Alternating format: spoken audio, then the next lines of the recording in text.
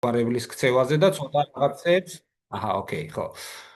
ცოტა რაღაცებს ვიტყვი ასევე ბრენდინგთან დაკავშირებით. ჩემს გამოცდილებას და ძალიან მოკლედ შევეხები მაგ საკითხსაც. აღნიშნული მთხოვა Mercy Corps-მა, რადგან ეს წინაკვლევა, რომელიც გაკეთებული იყო, რა თქმა უნდა, დაახლოებით 10,000, ნუ რო დავთვალეთ 10,000 ადამიანამდე უკვე ონლაინ წავუკითხეთ, ასევე კოპენჰაგენში აპიმონდიაზე წავიკითხეთ იგივე ლექცია, ოღონდ ცოტა სხვა კუთხით იყო, იქ სამეცნიერო განხრით იყო და წარმოებლებისთვის და მოკლედ ვინც თავს კილაში ასხამს და ასე შემდეგ, ამ ხალხზე ორიენტირებული არის, ეს უფრო ამ კუთხით არის ეს მიმართულება. მაგრამ შესავალიც გვექნება ყველაფერი გვექნება რაღაცა ხო, იმას გავთიშავ, რაღაცები შეტყობინებები მომდის. მოკლედ, ხო, ძალიან მადლიერი ვარ იმის, რაც მოხდა, ასევე მადლიერი ვარ იმის, რომ ძალიან ბევრი მეფუტკრე, საქართველოს მეფუტკრეთა გაერთიანების რეგიონალური კოორდინატორები ჩაერთენ ამ ამბავში, თაფლის ინჯები მომაწოდეს და ზოგადად გავიგეთ ქვეყანაში მეტნაკლებად რა გვაქვს. რაღაც პროცენტი მაინც გავიგეთ და რაღაც ხელშესახები ფუნდამენტი გვაქვს და ამისთვის აქ დამწრე საზოგადოებაც მონაწილეობდა მაგ ამბავში და რავი, კერძოდ მეფუტკრეებიც და ძალიან ბევრი რა ჯამში რო დავთვალე 200-მდე ადამიანი იყო ჩართული ირიბად თუ პირდაპირ კვლევის პროცესში. ყველასთვის ძალიან მადლობელი ვარ, დიდი საქმე მარტო არ გეთდება. და ასევე კოორდინირებას გვიწევს გენტის უნივერსიტეტი, რომელიც მეთოდოლოგიაში და აი სწორად წარმართვაში გვეხმარება კვლევა ჯერჯერობით სამეცნიერო თვალსაზრისით გამოქვეყნებული არას ვაპირებ, რომ გამოვაქვეყნო, მაგრამ იმათვის კიდე ცალკე უნდა დაიწეროს და ასევე რო დაიწერება კიდე 6 თვეიდან 1 წლამდე აქვს მაგათ განხილვის ისა საერთაშორისო ჟურნალში რო გამოქვეყნდეს განხილვის პროცესი. თუმცა აპიმონდის რაღაც 1000 გვერდიან ჟურნალში უკვე გამოქვეყნებულია და ეს ფაქტიურად ფიზიკურად ხდებს ონლაინ. ხო, კვლევა დაჯდა დაახლოებით 15,000 ევრომდე, აქედან საკმაოდ ბევრი ჩემი თანხაც იყო, საკმაოდ დიდი წვლილი Mercy Corps-მა გაიღო და მოკლედ აქ ჩემი პირადი ინტერესი არ ყოფილა იყოს სუფთა სამეცნიერო თვალსაზრისი და არანაირი ესე იგი ფინანსური სარგებელი მე აქედან არ მიმიღი. ესე იგი, წარმოებელებზე გვაქვს, ეხლა წარმოებელი კომპანიებისთვის გვაქვს რეკომენდაციები და ზოგადად რო დავიწყოთ კვლევის არეალი. ესე იგი, კვლევის დროს დავფარეთ საქართველოს ყველა რეგიონი და ყველა მუნიციპალიტეტი გამოგვჭა აფხაზეთი, ვეცადე რომ აფხაზეთი ყოფილიყო, მაგრამ ვერ მოვახერხე. ცხინვალიდან სამაგიეროდ 2 სინჯი ავიღეთ და ძალიან მაგარია რომ ცხინვალიც ესე იგი ოკუპირებული რეგიონიდან შევიდა. დანარჩენი ყველა მუნიციპალიტეტიდან 2-2 სინჯი გვაქვს აღებული, ისიც კარგი დისტრიბუცია რო ყოფილიყო სინჯებს შორის, დაშორება იყოს მინიმუმ 20 კილომეტრი სინჯებს შორის. იყო სინჯები, რომლებიც ძალიან ახლოს იყო ერთმანეთთან, მათ შორის მაგალითად ვლადიმერ ვარდოსანიძე იყო ნაწყენი, რომ ჩემი სინჯი ვერ მოხვდა არა და გამომიგზავნა კაცმა. თაფლის წარმოებელი არაა კი იცით და იმიტომ რომ გვერდზე 3 სინჯი მქონდა სხვა ახლოს და ისე შეირჩა რა თაფლის პროფილიდან და მოკეთ მაქსიმალურად ვეცადეთ და სადღაც 150-ზე მეტი ნიმუშიდან, რომელიც მივიღე სხვადასხვა რეგიონებიდან 123 სინჯი შევარჩიეთ, რათა გაგვეკეთებინა თაფლის კლასიფიკაცია. ეს ამას დავა რაღაც შეტყობინებები მომდის მაპატიეთ. ხო, კლასიფიკაცია რო გაგვეკეთებინა 123 სინჯი შეირჩა 10 რეგიონიდან, 11 რეგიონი კიდევ ერთხელ აფხაზეთია და 61 მუნიციპალიტეტიდან. თითო მუნიციპალიტეტიდან მაგალითად რა 2 სინჯი ქედიდან, მაგალითად 2 სინჯი შვახევიდან 2 სინჯი და ასე შემდეგ. კახეთიდანაც შოთა იყო ძალიან ჩართული და მადლობა შოთას. ხო ეს ინჯები ყველაფერი დავიტანეთ რუკაზე, მე ელევაციები, ან ზღვის დონიდან სიმაღლეები გავსაზღვრეთ 3 კილომეტრის ლარი ერიფსი. ბატონო ვან, ცოტა ხანი რომ გამორთოთ მიკროფონი და თუ შეკითხვები გაქვთ ბოლოს კერო. ხო. და ესე იგი უნდა გაგვეკეთებინა კლასიფიკაცია ხა დასაწყისში მე და შოთა რო ლაპარაკობდით ღვინოზე ვიცით რომ კაციტელის ღვინო გვაქვს, ცოლიკაური გვაქვს, საფერავი გვაქვს და კლასიფიცირებულია რავი უკვე ბოლო 50 თუ 100 წელია მეტი თუ არა და ზოგი ბუნებრივად კლასიფიცირებულია, ზოგი სამეცნიეროდ კლასიფიცირებულია. თაფში იგივე არასდროს არ გაკეთებულა, თუმცა ბუნებრივად ადამიანი ახლა ორგანოლეპტიკურად დააკლასიფიცირებს წაბლს და აკაციას ერთმანეთისგან, ესე ვთქვათ, ორგანოლეპტიკურად განარჩევს, თუმცა დღემდე გვიჭირს წაბლის და აკაციის ანუ წაბლი რომელია და აკაცია რომელია ამის გარჩევა და საჭირო იყო სამეცნიერო, ესე იგი, დადასტურება. აღნიშნული სინჯები გავაგზავნეთ ინტერტექში. ინტერტექი არის მსოფლიოში ნომერ პირველი ლაბორატორია, რომელსაც უნდა ვენდოთ. ეხლა მაგას რო ვერ ვენდოთ, ეხლა იყო მეფუტკრეები, რომ ვერ ვენდობიო იმას, არ ემთხვევაო. მე რა გავაკეთო, ეხლა მაგაზე წინ რაიმე ლაბორატორია აღარ არის, რომ მაგაზე კარგი შედეგი მოგცეს. ეს არის საერთაშორისო აღიარებული ლაბორატორია, სადაც 40,000-ზე მეტი ადამიანი მუშაობს და რა ვიცი, ყველაზე მაგენი წერენ საერთოდ თაფლის ყველაფერს რა, რაც კი სამყაროში ხდება ბოლო ათწლეულები. ხო. შემდეგი იყო რომ რა მეთოდოლოგია უნდა აგვეღო და მეთოდოლოგიაც ეხა სხვადასხვა მეთოდოლოგია არსებობს თაფლის გაზომვის და გასინჯვის თუ რისი თაფლია რომ დავადგინოთ და ყველაზე იაფასიანი მეთოდოლოგია აღებული. მაგალითად სხვა მეთოდოლოგიითაც მიკეთებია კვლევები, მაგრამ გაცილებით ზვირიჯდება ადრე მახსოვს ალეკოსთან ერთად განვიხილავდი. მაგალითად 123 სინჯი ეს თუ დაგვიჯდა სადღაც 25,000 ლარი ამის შემოწმება 123 სინჯზე. მაგალითად მაგნიტურ რეზონანსული კვლევებიც არსებობს, რომ სადაც ყველა ატომამდე ჩადის, თქვათ, გერმანიაში აქვთ ბრუკერის დანადგარი, ყველა ატომამდე ჩადის და იკვლევს, თქვათ, რამდენია მანანა, რამდენია ნექტარი, იმ ნექტარში რამდენია კონკრეტულად რაღაცა მტვერი და ანუ ძალიან დიდი სიზუსტით იკვლევს, მაგრამ იგივე კვლევა ჯდებოდა 10 ჯერ უფრო ძვირი, სადღაც 125-დან 150,000-მდე, რის საშუალებაც შეუძლებელია რომ გქონოდა. ზოგადად ყველა სამეცნიერო კვლევა ძალიან დიდ თანხებს მოითხოვს და ინფორმაცია რომ მიიღო იქიდან ამოიღო, ესე ვთქვათ, დატა ძალიან ცოტა არის. გამოვიყენეთ მელისოპალეონოლოგია. მელისოპალეონოლოგია ნიშნავს თაფლში შემავალი ყვავილის ტვირის მარცვლების კვლევას. ყველა ყვავილის ტვირის მარცვალს აქვს სხვადასხვანაირი ფორმა, ზომა, წონა, ესე ვთქვათ, სხვადასხვანაირი ფორმებით შეიძლება გეომეტრიულად სხვადასხვანაირად შეგვხვდეს წინა ფორმით, ზედხედით, გვერდით ახედით, როგორც წარმოგიდგენიათ, რომ თაფლში ჩავარდა და მოხვდა ყვავილის ტვერი, მაგალითად აკაციის ტვერი. თუმცა ყველა თაფლს დაახლოებით ეხლა საშუალოდ რაც დავიანგარიშეთ საქართველოში 16 სხვადასხვა ყვავილის ტვერი აქვს ერთ თაფლს. ნუ, ანუ ფუტკარი იცით რომ კონცენტრირებულია ერთ ყვავილზე, თუმცა კვლევები აჩვენებს რომ რამოდენიმე მიმართულებით ერთდროულად დღის განმავლობაში ერთდროულად მუშაობენ, შეიძლება სამყურაზეც წავიდეს, აკაციაზეც და რაღაც მესამეზე კიდე. ანუ სამი დომინანტური აქვს და კიდე რაღაც არადომინანტური, რაც თავისი ნუტრიციით და თავისი სარგებლიანობისთვის საკეთებს ამას. ჩვენ ვიღებთ იქიდან თავს, თორე ფუტკარი იღებს იქიდან განსაკუთრებულ პროტეინებს, ამინომჟავებს, რაც იმ ყვავილებიდან ჭირდება განსაკუთრებით. ხო.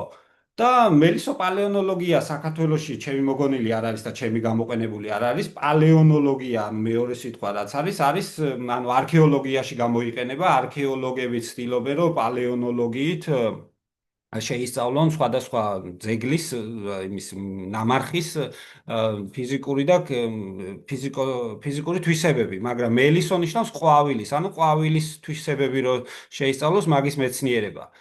ხო, კიდევ ერთხელ, სხვა ბევრი კვლევები არსებობს, თუმცა ყველაზე კლასიკური და ესე იგი იაფასიანი მეთოდია შერჩეული. თუმცა გვაძლევს აბსოლუტურ ფუნდამენტს, რომ უკვე დავაკლასიფიციროთ თაფლი. აღნიშნული მეთოდი 2002 წელს შეიმუშავეს გერმანიაში და მაგის მერე მოხდა სხვათა შორის ადრე აი 30 წლის წინ რომ ლაბორატორიაში სინჯი გაგეგზავნო ვერ გაგინსხვავებდნენ თაფლს ვერ იტყოდნენ რომ ამის თაფლია ან ამის თაფლია არ იყო ეგეთი რამე მერე შემოიღეს ეგ სტანდარტი და ახლაც არ არის ყველა თაფლს ეს გავრცელებული საქართველოს მრავალფეროვანი ქვეყანაა და არ გვაქვს იმის იგი რა ქვია ჯერეთი მსოფლიოში რამდენი თაფლია და რაც გავრცელებული ამაზე სტანდარტი შემუშავებულია რაც უკვე არ არის გავრცელებული იმაზე ზოგადი დეფინიცია და განმარტება არსებობს, რომ მაგალითად ყვავილის ტვერის რაღაც 55%-ზე მეტი თუ არის, რაღაც 100%-ში, იმის თაფლი უნდა დავუძახოთ. თუმცა ბევრი გამონაკლისებია, ბევრი ისე ხდება, ბევრი ასე ხდება.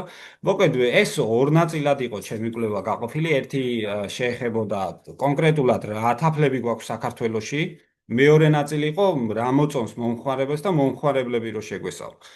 მელისო პალეონოლოგიაზე აუცილებელია რომ ელისო ყვავაძე ვახსენოთ. ეს არის ქართველი პალეონოლოგი, ყველაზე ციტირებადი და ყველაზე მაგარი ტიპი, ასე ვთქვათ, ქართველი მეცნიერი, ძალიან მაგარი. ამან აღმოაჩინა პირველი უძველესი ქართული თაფლი, სხვათა შორის იმაში ყორღანებში. აი, გვერდზე ფოტოზე თუ ხედავთ, ნამარხებში თაფლს ვაყოლებდით ისა წარმართულ პერიოდში, ძალიან ძველი დროა ეს 27 საუკუნეა ჩვენს წელთაღრიცხვამდე და აი გვერდზე უდებდით ქოთანს. ქოთანში არ იყო იქ ოქროულობა და ძვირფასეულობა, ეგ დრო არ არის, ანუ ვაყოლებდით რატომღაც თაფლს და როგორ აღმოაჩინა თაფლი, ეგეც ძალიან საინტერესოა და როგორ აღმოაჩინა, რომ ეს თაფლი არ იყო ველური თაფლი, არამედ იყო ისა ადამიანის მიერ მოწეული თაფლი.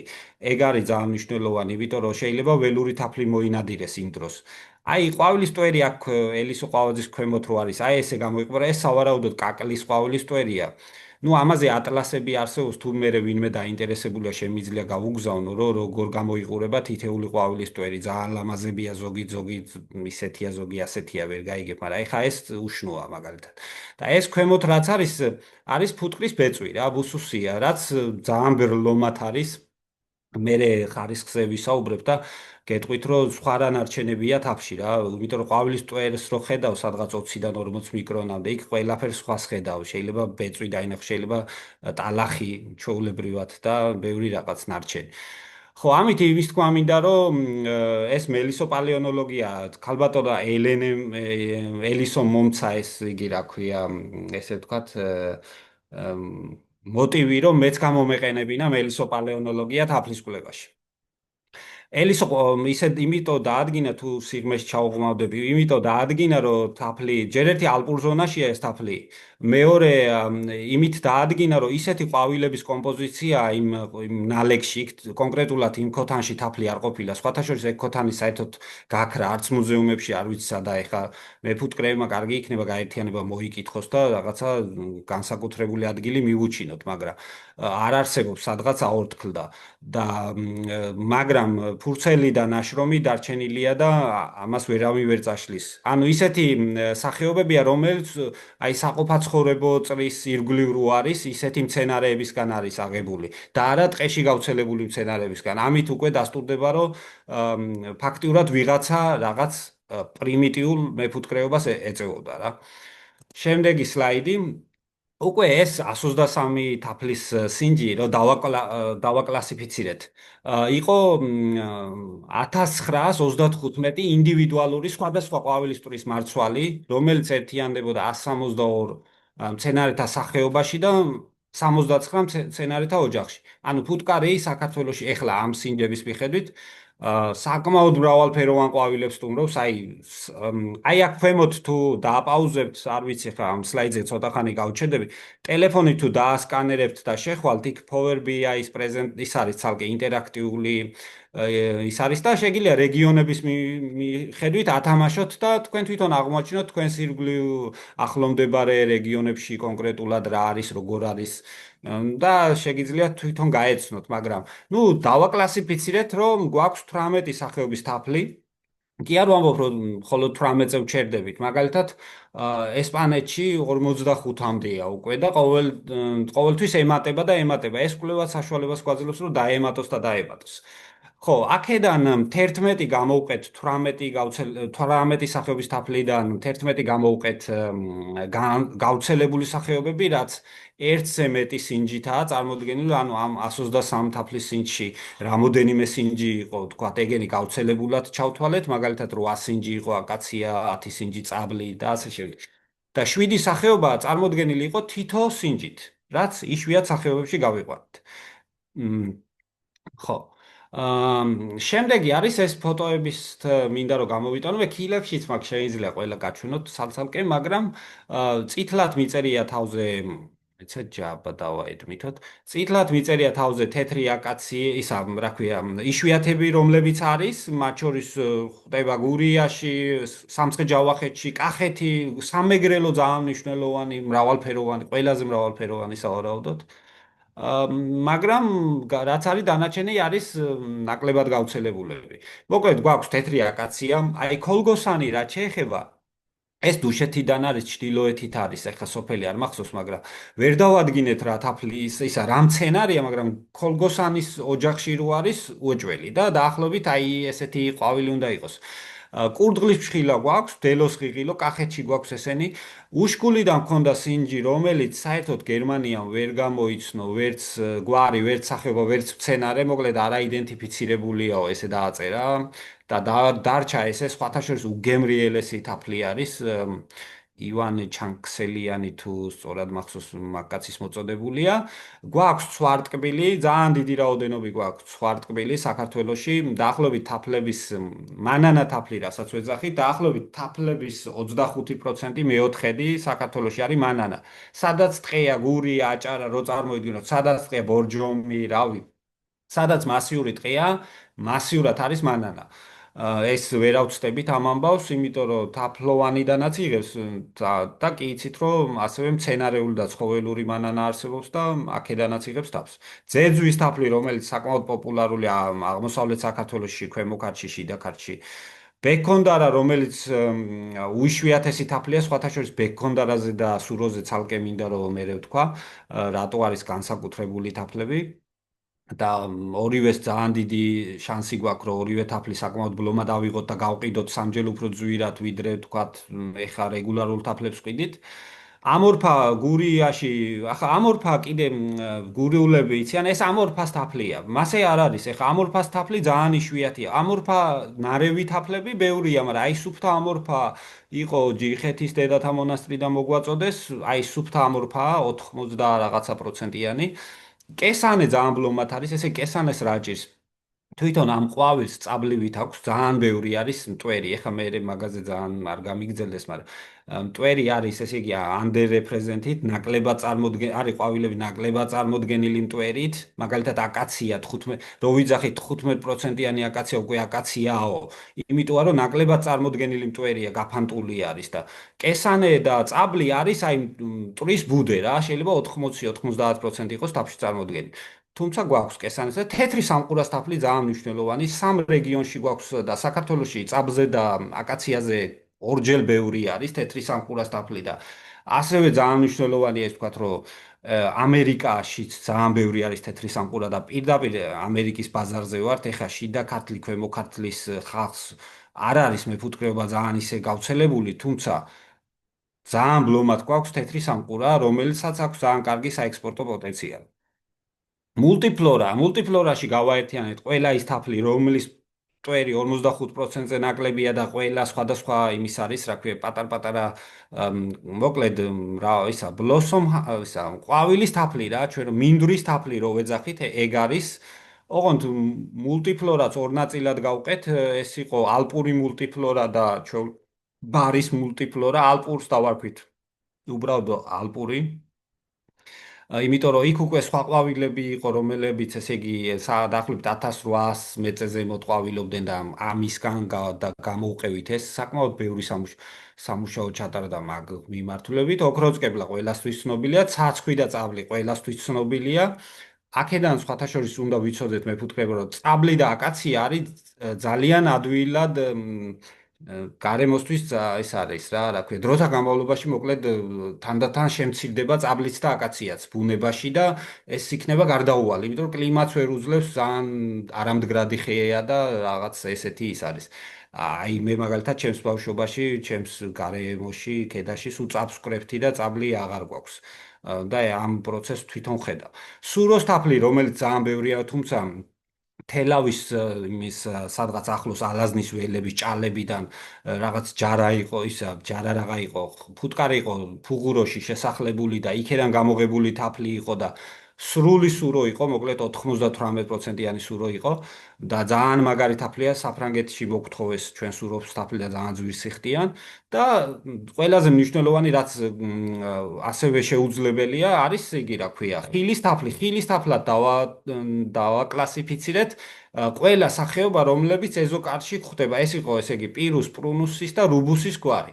ანუ ესე იგი ატამი, ტყემალი, ქლიავი ვაშლი, მაყვალი და ესეთი მცენარეები. მოკლედ ძირითადად სტაციონალური როა საფუტკრეები, ხო? პირველი აღება ხო, მტვერი ხო ძალიან დიდი რაოდენობით შემოაქვს იმისა, რა ქვია, გაზაფხულზე. კაროჩე ყველაფრის ტყემალი ძალიან ბევრი არის. საქართველოს ლამის ყველა თაფში ტყემალია. ანუ დაფიქსირებული, იმიტომ რომ იგივე უჯრაში ასხამს მერე პირველ ნექტარს. და ის ნექტარი სხვა იმისაც რო იყოს ძალიან დიდია პროპორციულობით ხილისა. სხვათა შორის ალეკო პაპავას თაფლიც არის ხილის თაფლი. თუმცა მე მომხმარებლებზე რო ვისაუბრებ, ნახავთ რამდენად მაგარად მოწონთ ხილის თაფლი. მოკლედ, შემდეგი არის ეს ასე რომ ჩავკეცოთ. ესე იგი, ფერთა პროფილი ძალიან მნიშვნელოვანი არის. ერთი წამით რაღაცა გამიქრა ისა თქვენ ხედავ ვსო ოკეი ფერთა პროფილიში ესე იგი თაფში სოფლიოში არის 7 ფერი 7 ისა კონკრეტულად 7 არის მაგრამ თუმცა არის მაგალითად ეხა ამერიკაში იყო ჰანიბი ექსპო რა როგორც აპიმონდია ამერიკელებსაც აქვთ ეგეთი და იქ მოიტანეს პირველად აი სუფთა მწვანე თაფლი აი რაღაცა ჭაობნარი ბალოტიდან აღებული სვემფ ანიქვია, რომელიც იყო სრულად მწვანე, აი ვერ აღწერ ეგეთი, ანუ კაშკაშა მწვანე ფერის იყო და რაღაცა ფურორი მოახდინა, იმიტომ რომ პირველად ნახა, წარმოიდგინე ამხელა კონტინენტის მეფუტკრეება. თუმცა საქართველოსიც მე მინახავს მეფუტკრეები, რომლებსაც ესე იგი ისეთი თაფლი უნახავთ რაღაც პერიოდულობა აქვს, რომელიც არის რაღაც განსაკუთრებული ან ვარდისფერი ან რაღაც ისეთი ფერის მეც მაქვს ახლა სახლში თაფლი რომელიც ბალოტის ფერია და საერთოდ არც ერთ თაფლის ფერში არ ჯდება. თუმცა ყველა ფერის თაფლი გვაქვს საქართველოში მე მგონია. თუმცა ვერ ვნახეთ ამ კვლევაში მუქი ქარვისფერი. ანუ ამერიკას აქვს ეს დაკლასიფიცირებული თაფლის ფერები და იწყება წყალივით თეთრიდან მუქ ქარვისფრამდე. წყალივით თეთრია, რო წარმოიდგინოთ, არის ძალიან ძალიან ღია აკაცია, რაც ყველაზე მაღალ ხარისხიანი, მე არის ექსტრა თეთრი, მე არის თეთრი, მე არის ისა რა ქვია, ზედმეტად ღია ქარვისფერი, მე ღია ქარვისფერი, მე მუქი ქარვისფერი და ძალიან მუქი ქარვისფერი. აი 50% აქეთ ექსტრა ლაით ამბერ რო წერია არის ამ თაფლებში საქართველოს თაფლები არის 50% აი ესეთ ფერში რა ღია ქარვისფერში და P-Founds შკალით იზომება ამას ექსპორტისთვისაც ითხოვენ ხოლმე და ამერიკელების მოგონილი შკალაა და თაფლის ფერს ზომავს რა აი იყიდება ჰანას დანადგარი არის სადღაც $400-ის შეუძლია მეფუტკრესაც კონდეს და ფერი გაზომოს. ხო. შემდეგი არის კონსისტენცია, რაც ძალიან მნიშვნელოვანია. ესე იგი, საქართველოში არსებული თაფლების 21% არის მხოლოდ თხევად მდგომარეობაში, რო არ კრისტალდება და რო ლამის არაფერი არ მოსდის. ეს არის სუფთა წაბლი, სუფთა აკაცია და მეტი მანანა. ანუ ძალიან ისიც მანანებს გააჩნია იქ კიდე სხვადასხვა ჩაშლა არსებობს. დანარჩენი 73% თაფლის, ქართული თაფლის არის ან იწყებს კრისტალიზაციას, ან არის ნაწილობრივ დაკრისტალებული, ან არის სრულად დაკრისტალებული. მხოლოდ გიო მამალაძის სინჯი იყო კეთილარში აღებული, რომელიც იყო კიტრის თაფლი, სხვათა შორის კიტრის არ იყო პირდაპირ, მაგრამ კიტრის ძალიან დიდი კონცენტრაცია იყო და იყო ბუნებრივად კრემირებული. ზოგადად კრემირებულ თაფლში უეჭველი აპარატი გჭირდება და მორევა რომ დააკრემო, მაგრამ აი ბუნებრივად კრემირებული იყო მოთეთრო ფერის. ელექტროგამტარობა, ესე იგი ელექტროგამტარობა ეხა რეგლამენტიცაც 0.8-ზე ზემოთ რაც არის მანანად კლასიფიცირდება, 0.8-ზე ქვემოთ უკვე თაფლია. და რაღაცა ერევათ ხოლმე რომ თვითონ დანარჩენი 0 მანანა აიტყვიან 0.8-ზე ზემოთ. მანანა არის საერთოდ ყველა თაფლში. აკაციის რავი 60% აკაციის თაფლისაც მანანაა. ზოგს გონია რომ მუქი უნდა იყოს მანანა და რა ანუ ფუტკარი რო გადის სამუშაოდ მოაქვს ნექტარიც, მტვერიც, წვეთიც, ყვავილის ან იმის ან ბუგრის გამოყოფილი წვეთი, ან მცენარის გამოყოფილი წვეთი და მოკეთ ეს არის კომპოზიცია ამ ყველაფრის და ყველა თაფშია მანანა. ოღონდ მანანა თაფლი განისაზღვრება, რომ 0-8-ზე მეტი უნდა იყოს ელექტროგამტარობა და ელექტროგამტარობასაც აგიხსნით ძალიან კარგია მაღალი ელექტროგამტარობა. ესე იგი ყველაზე მაღალი ქონდა წაბს, რაც დავაფიქსირეთ, ეს იყო ესე იგი იმერეთის წაბლი და ქედის წაბლი იყო 1.90-მდე უკვე, რაც რეკორდულად მაღალია და ყველაზე დაბალი, რა თქმა უნდა, აკაცია და ესე იგი ამორფა და დაბალი, ესე იგი ღია ფერის თაფლებია უფრო. რაც უფრო ის არის, რა ქვია, მაღალი ელექტროგამტარობა, ფაქტია, რომ მუქი უნდა იყოს თაფლი. და სიმუქე პირდაპირ კავშირში არის რას ნიშნავს საერთოდ ელექტროგამტარობა? ელექტროგამტარობა ნიშნავს, რომ თაფში არის მინერალები, ანუ კალიუმი, ფოსფორი, მაგნიუმი, რა ვიცი, ბევრი რაღაცაა ძალიან ზოგ თაფში რა არის მეტი, ზოგ თაფში რა. ეხლა ცინკი არის ძალიან ბევრი, ვიცი, იმაში წაბლში, ძალიან ბევრია, ისე გეგონება რომ რაღაცა ძალიან ჩააყარესო რაღაც ეგეთი ეგრე ბევრია, მაგრამ აი პირველი მეორე არის წაბლი და ყველაზე მაღალი ელექტროგამტარები წაბლი, ისა სურო და ცაცხვი. მერე მოდის მანანა და მერე მოდის ძეძვი. მერე სხვა ყველა, მაგრამ ესე იგი საშუალო მაქსიმალური დავაფიქსირეთ საშუალო მაქსიმალური 1.77, მინიმალური 0.13. ელექტროგამტარობაც პირდაპირ გეტყვის კლასიფიკაციის რაღაც ნაწილს, რომ ეს თაფლი რა თაფლია, დაახლოებით რაღაც თაფლები რაღაც ელექტროგამტარობის შუალედში ჯდება რა. მაგალითად, აკაცია შეგვიძლია შევამოწმოთ მხოლოდ ელექტროგამტარობით და ვიცი, რომ 0.17-ზე ზემოთ თუა ელექტროგამტარობა უკვე რაღაც ნაზავი აკაცია და აღარ ჯდება სუფთა აკაციაში. შემდეგ დავაპროფილეთ, ესე იგი, გემოს მიხედვით. ესე იგი, ესეც გერმანიის გამოგზავნილი პასუხებია რა გემოს. იქ ყავთ სპეციალური გემოს დანადგარი არ სინჯავს, ვიღაც ტიპი ყავთ, რომელიც ესე იგი სერტიფიცირებულია და ამ თაფლებს სინჯავს, აი გეფიცებთ, ოღონდ ბევრი ყავთ ეგეთი რა. და თაფლის გემოების რუკაც არსებობს, ცალკე ესეც სამეცნიერო იმაზე აგებული, მაგრამ ყველა თაფლი სოფლიოში აქვს ხილის არომატები, ყველა თაფლს. ქართულ თაფში რადგანაც წაბლის ლამის ყველა რეგიონში რაღაც ნაწილად ხდება და როგორც აი მცირეც რო გაერიოს გემოვნური იმას აძლევს, ან ცაცხვით ძალიან გემოვნური იმას აძლევს, რა მაღალი ორგანოლეპტიკურობით გამოირჩევა. ამის გამო აი აქ 73% თაფლის, ქართული თაფლის არის მოცხარო გემოსი. დანარჩენი არის ალაოს მსგავსი, ცოტა მწარე არომატებით, ზოგი ყვავილოვანი და ასე შემდეგ. ზოგს დაფერმენტებულის გემო ქონდა, ფაქტიურად იყო სინჯები, რომლებიც შეცხელებული იყო და რაღაც ზოგი იყო, რომ ამჟავება ქონდა დაწყებული და ასე შემდეგ. ხო, თაფლებზე რო გავერკვიოთ, ესე იგი, ქონდა 18 სახეობის თაფლი დავადგინეთ, რომ გვაქვს. თუმცა სახში მიწყვია კიდე ბევრი სახეობის თაფლი, რომელიც შეიძლება დაემატოს. მათ შორის ვიცით ყველამ, რომ გვაქვს შქერის თაფლი ეს როდოდენდრონის, რომელიც ტოქსიკურია. ვიცით, რომ გვაქვს ივან ჩაის თაფლი, სხვათა შორის როინმა მომაწოდა ძალიან გემრიელი და კარგი თაფლია. ასევე გურამ ზედგინიძე მომაწოდა რაღაც ასპინძაში, რაღაც სასწაული უცნაური თაფლი და ვიცი, რომ თუთუბოს თაფლი გვაქვს კონკრეტულად და ასე შემდეგ ბევრი თაფლი გვაქვს, მაგრამ ვერ გავედით, მაგრამ ეს კვლევა ფაქტია, რომ ამ საქართველოში არსებული თაფლების 80-90%-ს ფარავს რა. ამის იქეთ უკვე ძალიან იშვიათი სახეობები გვხვდება. ხო, შემდეგ ეს რა ვქენით ახლა 18 სახეობის თაფლიდან ყველას მომხარებელს ვერ გავასინჯებდით, რაც გავრცელებული იყო, ისინი ცალკე გადავდებით და 11 გავრცელებული სახეობა გადავდებით, რას მომხარებლებისთვის უნდა გაგვესინჯა და 7-8 სახეობა გვერდზე გადავდებით, საერთოდ კვლევაში აღარ გავითვალისწინეთ. და ორ ქალაქში ჩავატარეთ ბრმა ტესტირება. ბრმა ტესტირება ნიშნავს, რომ მომხარებელს არ ეუბნები რისი თაფლია საერთოდ და როცა არეუბნები მოხარებელმა უნდა გამოიცნოს ჯერ აირჩიოს ვიზუალურად, მერე დააგემოვნოს და მერე შეაფასოს. ესე იგი 60 თბილისში და ბათუმში ჩავატარეთ ინტერვიუები, 152 ადამიანს ვაჭამეთ თაფლი, ესე ვთქვათ. თითო ადამიანზე დაახლოებით 10 წუთიანი პროცედურა მიდის, რომ წარმოიდგინოთ და 1-3-4 დღე წაიღო ამ ყველაფერმა. და გამოვლინდა რა, რომ ესე იგი თითო მონაწილეს ჰქონდა სამი სინჯის შერჩევის სიგი, რა ქვია, ერთი წამით ეს ვქავთ, სამი სინჯის შერჩევის უფლება ჰქონდა მხოლოდ აქედან ყველაზე მეტმა აირჩია, ასე ვიზუალურად აირჩია წაბლი, მერე აკაცია, მერე ხილის თაფლი, მერე ცაცხვის თაფლი, მერე ძეძვის. აქ ტოპ 5 არის ჩამოთვლილი, თუმცა პროცენტულად გვერდზე ხედავთ სხვა, მაგალითად, ყვავილის თაფლი ძალიან ცოტა მაირჩია, ან თეთრი სამყურას თაფლიც ძალიან ცოტა მაირჩია.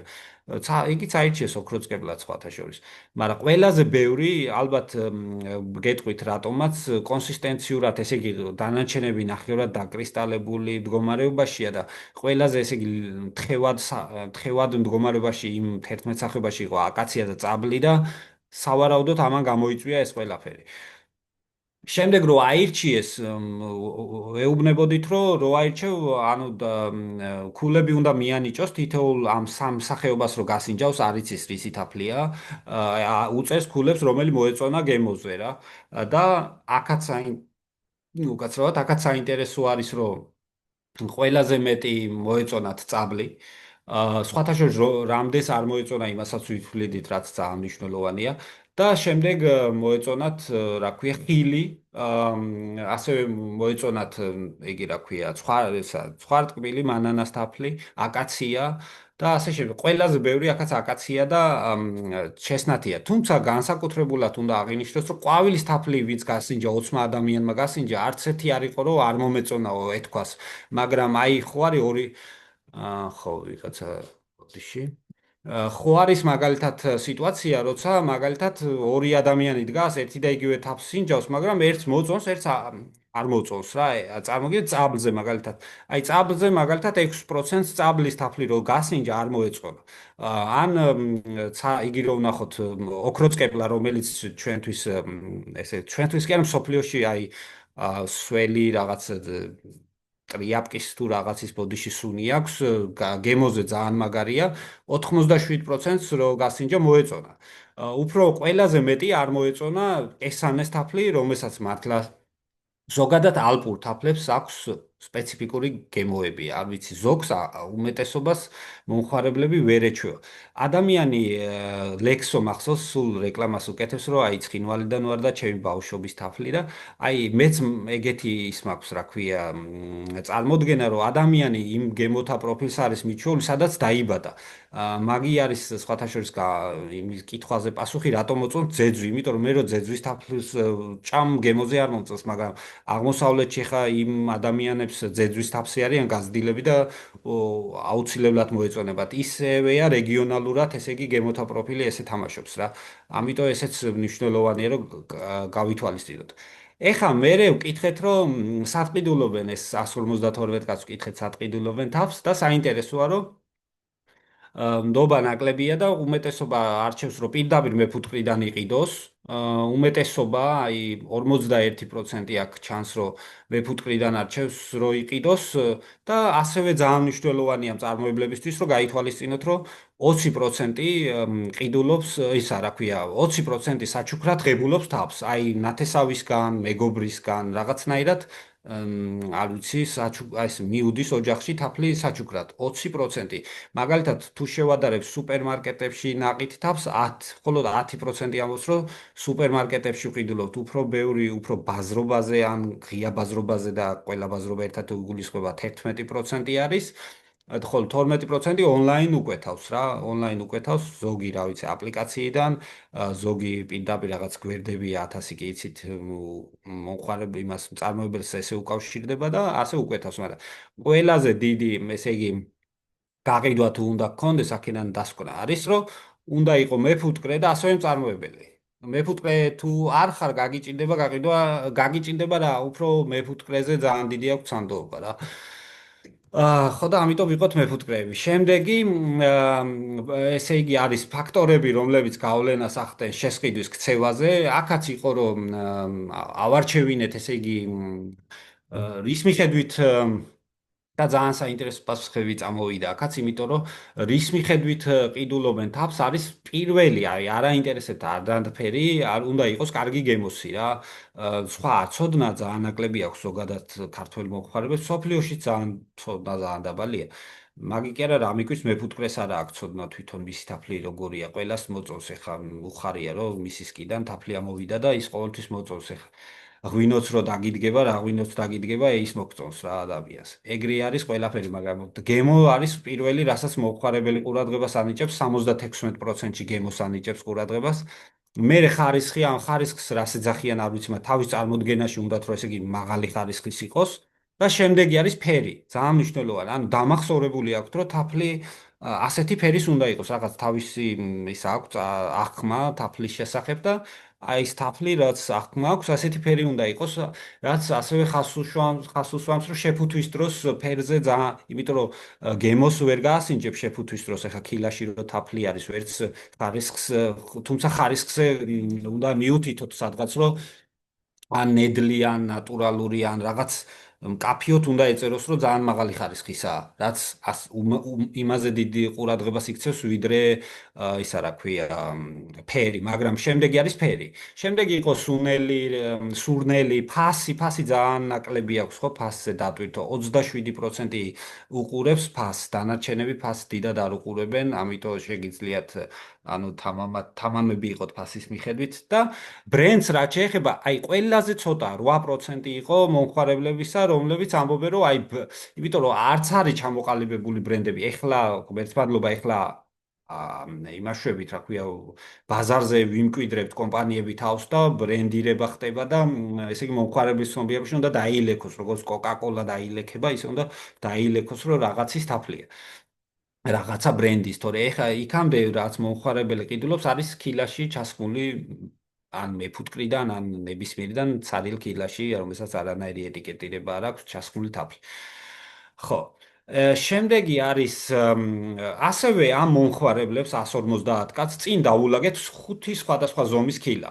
და ვუთხარით, რომ რომელი ქილით გირჩევნიათ, რომ თაფლი შეისყიდოთ და ეს ქილები იყოს სხვადასხვა ზომის 250-დან კილომდე.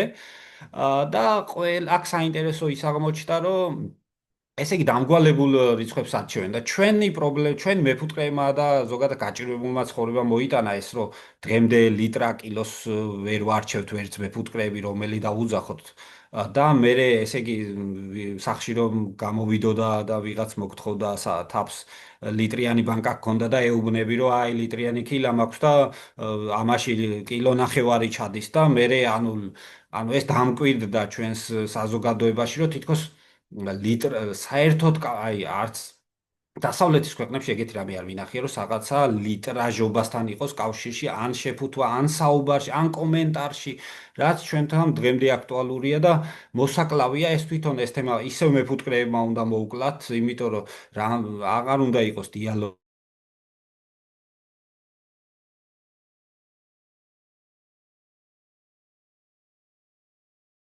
მეწია დამოკიდებული რამდენი ჩავა, ძალიან დიდია სხვაობა. ისმის ჩემი ხმა, იმიტომ რომ მიწესო ინტერნეტი არის არასტაბილური, მაგრამ თუ ისმის, ოკეი, გავნაგზავ.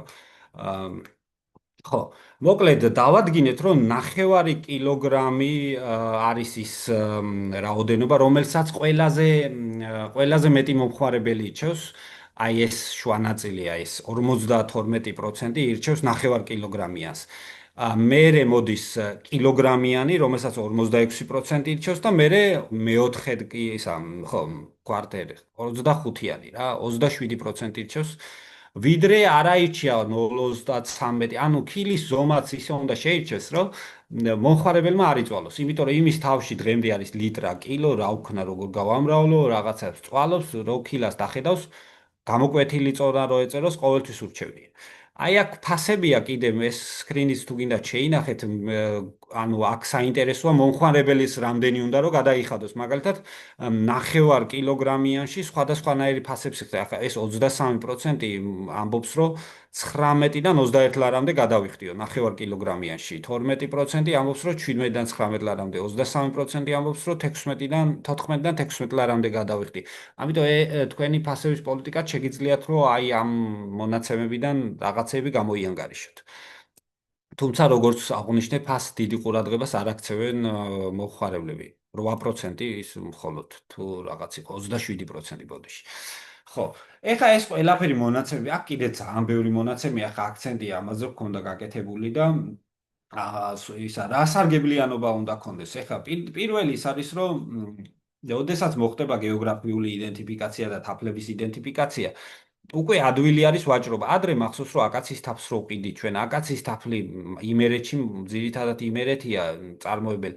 აი იმერელმა მეფუტკრემა აკაციის თაფლი საერთოდ რა იყო, კარგად არ იცოდნენ და აი 10%-მა იცოდა და დღემდე აი ამდენი წელი გავიდა რომ უკვე ჩამოვყალიბდით ესე იგი რომ იმიტომ რომ ადვილია ვიზუალურად აკაციის თაფლი გაარჩიო რო ჩამოვყალიბდით დღემდე შეიძლება დამირეკოს ვიღაც მეფუტკრემ და მითხრას რომ აი აკაციის თაფლი მაქვს ცოტა დაკრისტალებულია და თუ ჩაიბარებ აი ფიზიკურად ახლა ვერ ვეუბნები მაგრამ ეს აკაციის თაფლი ვერ იქნება ან ხო რა, ესე კატეგორიზაცია რომ მოხდა, კარგია, იმიტომ რომ ეხა ბოლოს აპიმონდიაზე რო ვიყავით, საფრანგეთში იყო ერთი ესეთი კომპანია, რომელმაც მოგთხოვა თუ გაქვთო სუროს და ბექონდარას თაფლიო. და აი როგორ გამიხარდა, იმიტომ რომ ერთი წლის ადრე რო ჩემზე გეკითხა რომ საქართველოში სუროს ან ბექონდარას თაფლი სად არის რო ვნახო, ვერ ვნახავდი. ეხლა შემიძლია კონკრეტული ლოკაცია და მეფუტკრესთან მიგიყვანო, რომელსაც სუფთა ბექონდა რა, ან სუფთა სურო აქვს. და ასე შემდეგ, რაც აუცილებელი არის, ესე იგი, გაყიდვისთვის რა. შემდეგში მომავალზე ხო უნდა ვიფიქროთ, თორე ადგილობრივ მომხმარებელსაც უნდა ვასწავლოთ თაფლების კატეგორიზაცია და რომ ამ კონკრეტულ თაფლს კონკრეტული შედეგი აქვს ჯანმრთელობისთვის. შემდეგი არის კრისტალიზაცია. ესე იგი, რაც არ უნდა ვეჩიჩინოთ ახლა ზოგადად ადამიანის ქცევა არის ორ ნაწილად იყოფა. ერთი მე ვსწავლობდი ქცევას და ერთი პროფესორი იყო, ვიც ქცევას გვასწავლდა, ვიმ ვებეკი ესეთი კაცი იყო, რომელიც ძალიან დიდ ცვლილებებს იწვევდა სამყაროში რა. მაგალითად შეეძლო 10 კითხვა დაესვა შენთვის ისეთი, რომ რაღაცა პროდუქტი შენთვის შეეყვარებინა, რაც არ გიყვარდა. ანუ ოფიციალურად ლექციაზე გაგვიკეთა ეგეთი ექსპერიმენტი და მართლა უკვე აი მაგალითად გენ მოდიფიცირებულ სიმინდს შეგაყვარებდა ან რაღაც ანუ არსებობს რაღაც მიდგომები ფსიქოლოგიური რომ რაღაცა შეგაყვაროს ისევეა კრისტალიზაციას ეხლა მომხმარებლების უმეტესობას ფაქტია რომ დაკრისტალებული თაფლი არ მოწონს აი არ მოწონს ვიზუალურად არ მოწონს თორე გემოზე თაფლს დიდი განსხვავება დიდად არ უნდა იყოს რა გემოსახვის ამბავში აი ვიზუალურად არ მოწონს ამიტომ წარმოებლებმა უნდა გაითვალისწინოს როგორ შეამციროს კრისტალიზაცია ან როგორ პასტერიზაცია ერთადერთი გამოსავალი კრისტალიზაცია რო შეწყდეს თაფლში და საქართველოში პასტერიზატორი არ გვაქვს ეს ერთი მეორე არის რომ ამაღლების კამპანიები თქვენ ყოველას ვინც წარმოებლება Facebook გვერდი გაქვს რაღაცა უნდა დაჯდეთ და აი რეალ ისე კი არა რომ ამ თაფში ფრუქტოზა, გლუკოზაზე მეტია და რაღაც ესე კი არა, ასე მეც ვერ აღვიქონ რომ მეუბნებით. აი რეალურად უნდა აუხსნათ როგორც აი ძალიან გასაგებ ენაზე, ძალიან ესე ვთქვათ, გლეხურ ენაზე, მომხმარებლებს თუ აუხსნით და ეს კამპანია გაგრძელდება 10 წელი, შეიძლება მომხმარებლის ქცევა შეიცვალოს, რომ აი დაკრისტალებული თაფლიც კარგია. იქამდე საქართველოს თაფლებში, ესე იგი, წეღარო ვთქვით 20%-ია სადღაც თხევადი, ის თხევადები გაიყიდება და დანარჩენი მეფუტკრები, ვისთანაც თაფლი უკრისტალდება, ბუნებრივ გარემოდან მისი ლოკაციიდან გამომდინარე, გაუჭირდება თაფლის გაყიდვა. რაც სამწუხაროა, რა თქმა უნდა. და მესამე არის, რომ ეს ყველაფერი მონაცემები, ძალიან დიდი მონაცემებია, ეხლა რაცაც საუბრობ, აქ ძალიან ცოტა კონცენტრაცია ძალიან ცოტა რაღაცაზეა. აა ამ ბაზაზე შეგვიძლია დავაშენოთ და დავაშენოთ შემდეგი ბაზები. მაგალითად, მე დავთვალე და ანუ ეხა 123 სინჯი აღებული, მაგრამ აი 500-მდე რო ავიდეთ, 500-მდე, ჩვეულებრივად შეგვიძლია რუკა გავაკეთოთ სამთაბარო ადგილები, როგორ გადავიყვანოთ, საგადავიყვანოთ, რომ კარგი იყოს, ესე ვთქვათ, კალენდარული გადამაყვავილებს ორ ყვავილს შორის, ვთქვათ, ან ერთი ყვავილის დაბლობიდან მაღლობში როგორ ავწიოთ, ან რომელ რეგიონებში უნდა ვამთავაროთ რა დროს, ანუ ძალიან ბევრ კითხვაზე გასცემს პასუხს და 1000 სინჯამდე რო თუ ავედით, ну შემდეგ 10 წელში გეუბნებით, ვთქვათ, ხო? აი სრულიად გამზადებული გვექნება ყველაფერი სამთაბარო თვალსაზრისით, რომ მაქსიმალურად ამოვწუროთ თაფლის პოტენციალი საქართველოში. მაგალითად, უნდა იცოდეთ, რომ თუ წაბლი არის ქედაში და წაბლი არის იმერეთში, ნამოხვანში, ხო, ეს ორივე ხო ერთი და იგივე წაბლია, საერთო პროდუქტი ხო ერთი და იგივე. ამის გაერთიანება და კუპაჟირება და გაყიდვა შეიძლება. ან მაგალითად სამ რეგიონშია თეთრი სამყურა შეიძლება კახეთში და სამეგრელოში შეიძლება ერთი და იგივე რაღაცა იყოს და ასე შემდეგ. რაც ძალიან დიდ ფანჯრებს ხსნის იქეთ. ეხა რეკომენდაციებს რაც შეეხება წარმოებლებისთვის, ესეც შევიმუშავეთ, ესე იგი, სამი მიმართულებით რეკომენდაციები. ერთი იყო მეფუტკრეთა გაერთიანებისთვის და ამ თქვათ ამ ორგანიზაციებისთვის, მეორე იყო მწარმოებლებისთვის და მესამე იყო მეფუტკრეებისთვის. ეს კონკრეტულად მეფუტკრეებისთვის ეს ყველაფერი ახლა რასაც ვისაუბრებ, იქნება უფრო მწარმოებლებისთვის, ან შეიძლება მეფუტკრე იყოს, რომელსაც ქილაში თაფლი უსხია, ესეც მწარმოებლად ითვლება. ხო, პირველი არის, რომ ასორტიმენტი უნდა გავაფართოვოთ. ეხლა აქ სუპერმარკეტების კვლევა რო გავაკეთეთ, აქ ჩანს, რომ ძირითადად 3-4 სახეობაზე არის შეზღუდვა და სიამოვნებით შეგვიძლია ამის გაფართოება. ხილის თაფლი დავამატოთ, რაღაც ისეთი, რომ მომხმარებელი ესე ვთქვათ, არჩევანის საშუალება რო კონდეს მომხმარებელს. ისეთი თაფლები, რომლებიც მოთხოვნადია, ხო, ფაქტია, რომ აკაცია ცაცხვი და წაბლი ბაზარმა გამოიწვია ბუნებრივად, რომ მოთხოვნადია, მაგრამ სხვა სახეობების მიმატებად შეგვიძლია. ტყის თაფლი, ესე ვთქვათ, მანანა თაფლი, ეს ცალკე რო გამოყოთ, იმიტომ რომ ვერ ყიდიან, ესე იგი, მომხმარებლები წაბლიც არაა, ცაცხვიც არ არის და რაღაც შუაში როა თაფლები, ეს ფაქტიურად ტყის თაფლია და ცალკე კატეგორიად რო გავაკეთოთ და ამის და ის რო დავიწყოთ, ესე ვთქვათ, ამაზე კონცენტრაცია და 5-დან შეიძლება 10 სახეობამდე გაძლოთ. შეიძლება წარმოებლებს მოუნდეთ იშვიათი თაფლის სახეობის სასაჩუქრე რაღაცების გამზადება, რაზეც ცალკე ვიტყვი. მეორე არის და ხარისხის ესა ხარისხის გაზდა და ესა რა ქვია, თვითონ თაფლის დამუშავება და ადრე ვახსენე, როცა მიკროსკოპში იყურები და ზოგადად არავის არ ესიამონება, რომ რაღაც ქილას რო გახსნის ის იყოს, რა ქვია, რაღაც ეგდოს, ან ფუტკრის ბუსუსი, ან ნაწილაკი, ხო იცით როგორც არის ხოლმე. ვიზუალურად რო არაფერი არ იყოს და ეს თაფლი იყოს აი კრისტალურად სუფთა, უკეთესია. მეფუტკრეების უმრავლესობა ფიქრობს, რომ თაფლს დავაყოვნებ და მოუხდი თავს და всё რა, პრობლემა არა, გასაყიდად მზად არის. მე არ ვეთანხმები მაგას, მე ვფიქრობ, რომ უნდა გაიფილტროს თაფლი და გაფილტრვაში არაფერს თაფლი არ კარგავს, ანუ ძალიან დიდი არის, რომ მაგალითად ყვავილის მტვერი არის 20 მიკრონი და 400 მიკრონიან ფილტრში, ანუ ყველაფერი გაირბენს, უბრალოდ არ გაირბენს მართლა ნაწილაკები. ის დაყოვნებული თაფლი კიდე ერთი წელი რო ვთქვათ ქილაზე იყოს იმაში მაღაზიაში, ანუ კიდე ხო ამოიტანს ზემოთ რაღაცას, შეიძლება ისეთი რაღაცა მოხდეს, ყველა ქილაში კი არ მომხდება, ისეთი რაღაცა მოხდეს, რომ ერთი მომხმარებელი დაკარგო, ერთი მომხმარებელი ორ მომხმარებელს კიდე ეუბნება, რომ ესეთი რაღაც შემთხვევა და ფაქტიურად ჯამში სამ მომხმარებელს კარგავთ.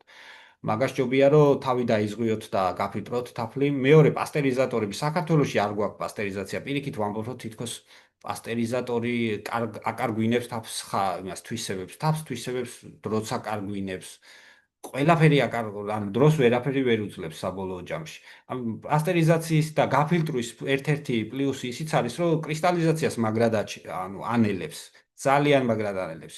იმიტომ რომ ის დიდი კრისტალები არის, რომელიც პატარა კრისტალებს იზიდავს და ეს გაფილტრვაში და იმაში ძვლება ფაქტიურად თავს და პასტერიზაციის დროს აი ვოცნებობ, რომ ერთი უკვე საკმაოდ ძვირიღის პასტერიზატორების პატარებით საშუალებით რავი ძვირიღის, მაგრამ თანამედროვე პასტერიზატორები მაგრად ინახავს თაფლის იმას, რა ქვია, სრულ თვისებებს და მაქსიმუმ 10% მოაკლოს რაღაც მინერალების, თორე არც გემოვნურად არც იმას არაფერს არ უცვლის და მომხმარებელიც ვერაფერს ვერ გაიგებს, პირიქით, მომხმარებელს ურჩევნია აი ქილაში ქვემოთ რო არის დაკრისტალებული იმის დანახვას თხევადი თაფლი თკვებოთ და იყიდოს და პრობლემა არ შეექმნას. არც მინერალიზაციაზე აქვს პრობლემა. ასევე ლაბორატორიული სერვისები. ეხლა ბევრი იყენებს ლაბორატორიულ სერვისს მარკეტინგისთვის და ძალიან მაგარი მიდგომაა ჩემი აზრით, იმიტომ რომ რა უნდა, ესე იგი, გააკეთებ ლაბორატორიული ანალიზს და მომხმარებელს აღარ ალაპარაკებს საერთოდ იმაზე, რა ქვია, სანდოობაზე და всё, ეტყვი რომ აი გადადი ლინკზე, შეიძლება ეტიკეტზეც დაიდანო, გადადი ლინკზე და ნახე ამ თაფლის ხარის ისა რა ქვია, ანალიზი და დარწმუნდი და აი გარანტირებულია იმის შემდეგ მსყიდველი უნარია. ესე იგი ბრენდირების და შეფუთვის გაუმჯობესება. საქართველოში ბრენდირება და შეფუთვა ყველაზე ნაკლებს ყველგან სავარაუდოდ ეგრეა, არ ვიცი. ყველა ქვეყანა არ არის ეგრე. განვითარებაზე არის აწყობილი, მაგრამ ფაქტი არის, რომ ყველაზე ცოტა თანხის გადახდა უნდა მეფუტკრეს ქილაში, ეტიკეტში, შეფუთვაში, თაროზე განთავსებაში და ყველაზე მეტი უნდა პარალელურად რომ მოგება ამოიღოს ერთის კიდან. აი სასწაული უნდა რომ მიიღოს ერთის კიდან. რაც უფრო დასაბალანსებელია. ეხლა ჩვენ ვიცით მაღაზიებში რა თაფლებიც არის. ზოგი ნორმალურად შეფუთულია, ზოგი ნაკლებად, ზოგი ზემოდან გადაფუთულია, ზოგს გვერდზე აქვს მიკრული ეტიკეტი და ქილაზე არ აქვს, იმიტომ რომ გვალი ქილა არ არის. ზოგის ქილების უმეტესობა ერთნაირია, ზოგს ძალიან არასტანდარტული ქილები აქვს და ესე იგი თქვათ ერთი მეორეში არ ემთხვევა. კარგი იქნება რომ სტანდარტიზაცია იყოს მაგ. ზოგს პლასმასი აქვს და მომხმარებელს ვერ მიახდინა რომ პლასმასი კარგია თუ ცუდია და ზოგადად ესე იგი სტეკლოს ვერაფერს ვერ უზამ ამ მომხმარებელს, იმიტომ რომ პლასმასი იმდენ ნეგატივს საუბრობს სამყარო, რომ ვერაფერს აი ცნობიერებაში აქვს დალექილი, თორე არაფერი არ მოსდის პლასმასშიც, რავი რა, მანუკას თაფლებიც ასხია პლასმასშიც და პრობლემა არა, თან ძალიან ძვირად რომელიც იყიდება. ანუ თავარია საკვებისთვის ხარისხის და დამაკმაყოფილებელი იყოს, მაგრამ ქართულ მომხმარებელზე არ ეთამაშოთ მაგ მიმართულებით, ჩემი რჩევა, იმიტომ რომ სხვანაირი ის აქვთ ჩვენთან დამოკიდებულება. ისედაც ნაკლებია ნდობა, რაც მეფუტკრეების ბრალია რომ ნაკლებია ნდობა, ბევრი ფალსიფიკაციას აკეთებს, ბევრი ანტიბიოტიკს იყენებს, ბევრი, რა ვიცი, მეც რო ვაკებ და ვაკებ, ბოლოს ჩემ თავს უსვამ კითხვას, ხო, ბიჭო, კი ვაკებ, მაგრამ ვიცი აგერ ხალხი რომ ვერ შეასმე და ესეთი მეფუტკრეა რომ უეჭველი αφუჭებს თავს რა, უეჭველი. და მისი თავი რაღაცა გონია მე რაღაც თან მოაქვს თავ რა ესია სწორი. ხო, მოკლედ, შემდეგი ბრენდირებაზე იქეთ ცალკე კიდე გავაკეთე, როგორი უნდა იყოს ბრენდირება, ეტიკეტზე რა უნდა დაიტანო, როგორი იქნება, რა იქნება, მაგრამ ეს მოკლედ რომ დავასრულოთ ეს ნაწილიც. ფასები და მარკეტინგი რო დავხვეწოთ, ესე იგი, რას უნდა მოვერგოთ? უნდა ვიყოთ მეტად მხიარულები მარკეტინგის თვალსაზრისით, მეტად მხიარ, არანაირი და ესე გრუბი საუბარი საზოგადოებასთან საჭირო არ არის. ასევე უნდა გავაკეთოთ კონცენტრაცია ქალებზე, რომლებიც არიან დედები და რომლებსაც ყავთ შვილები და რომლებიც არიან 30-დან 40 წლამდე ასაკის. და ამაზე კონცენტრაცია უნდა გავაკეთოთ, ესე იგი, სარგებლიანობის თვალსაზრისით. რა თქმა უნდა, მკაცრად უნდა დაიგმოს, რომ 1 წლამდე ბავშვებს თაფლი არ ვაჭამოთ. ეს ეხას სისულელია უბრალოდ მაღაზიაზე ზედმეტი საუბარი, რომ 1 წლ ჯერ რატო უნდა აჭამო 1 წლამდე ბავშვს თაფლი, რა არის ეს თაფლი, რაიმე სასწაული ისეთი არ არის, რომ 1 წლამდე აჭამო ჯერ ერთი არ შეიძლება 3 წლამდეც რო ერიდო პრობლემა არ არის. თაფლი არის კარგი აი სკოლის ასაკის ბავშვებისთვის, ახალგაზრდა ბავშვებისთვის, რომელსაც სწრაფი შაქრები ჭირდება დილით, რომ ანუ ენერგიულად სწრაფად გაიღვიძოს და რა ვიცი, დღის განმავლობაში კალორიად გამოადგეს. აი ამ კატეგორიის ხალხისათვის უნდა იყოს მარკეტინგი გათვლილი. ფასებს რაც შეეხება, აა საქართველოში თაფლი ძალიან ძვირი ღირს, იმაზეც რა ქვია, დახსეც, ესე იგი 42 ლარსაც ახსოვს, ზოგ შემთხვევაში 55 ლარსაც საშუალო კილოგრამის ფასი არის 30-დან 42 ლარამდე.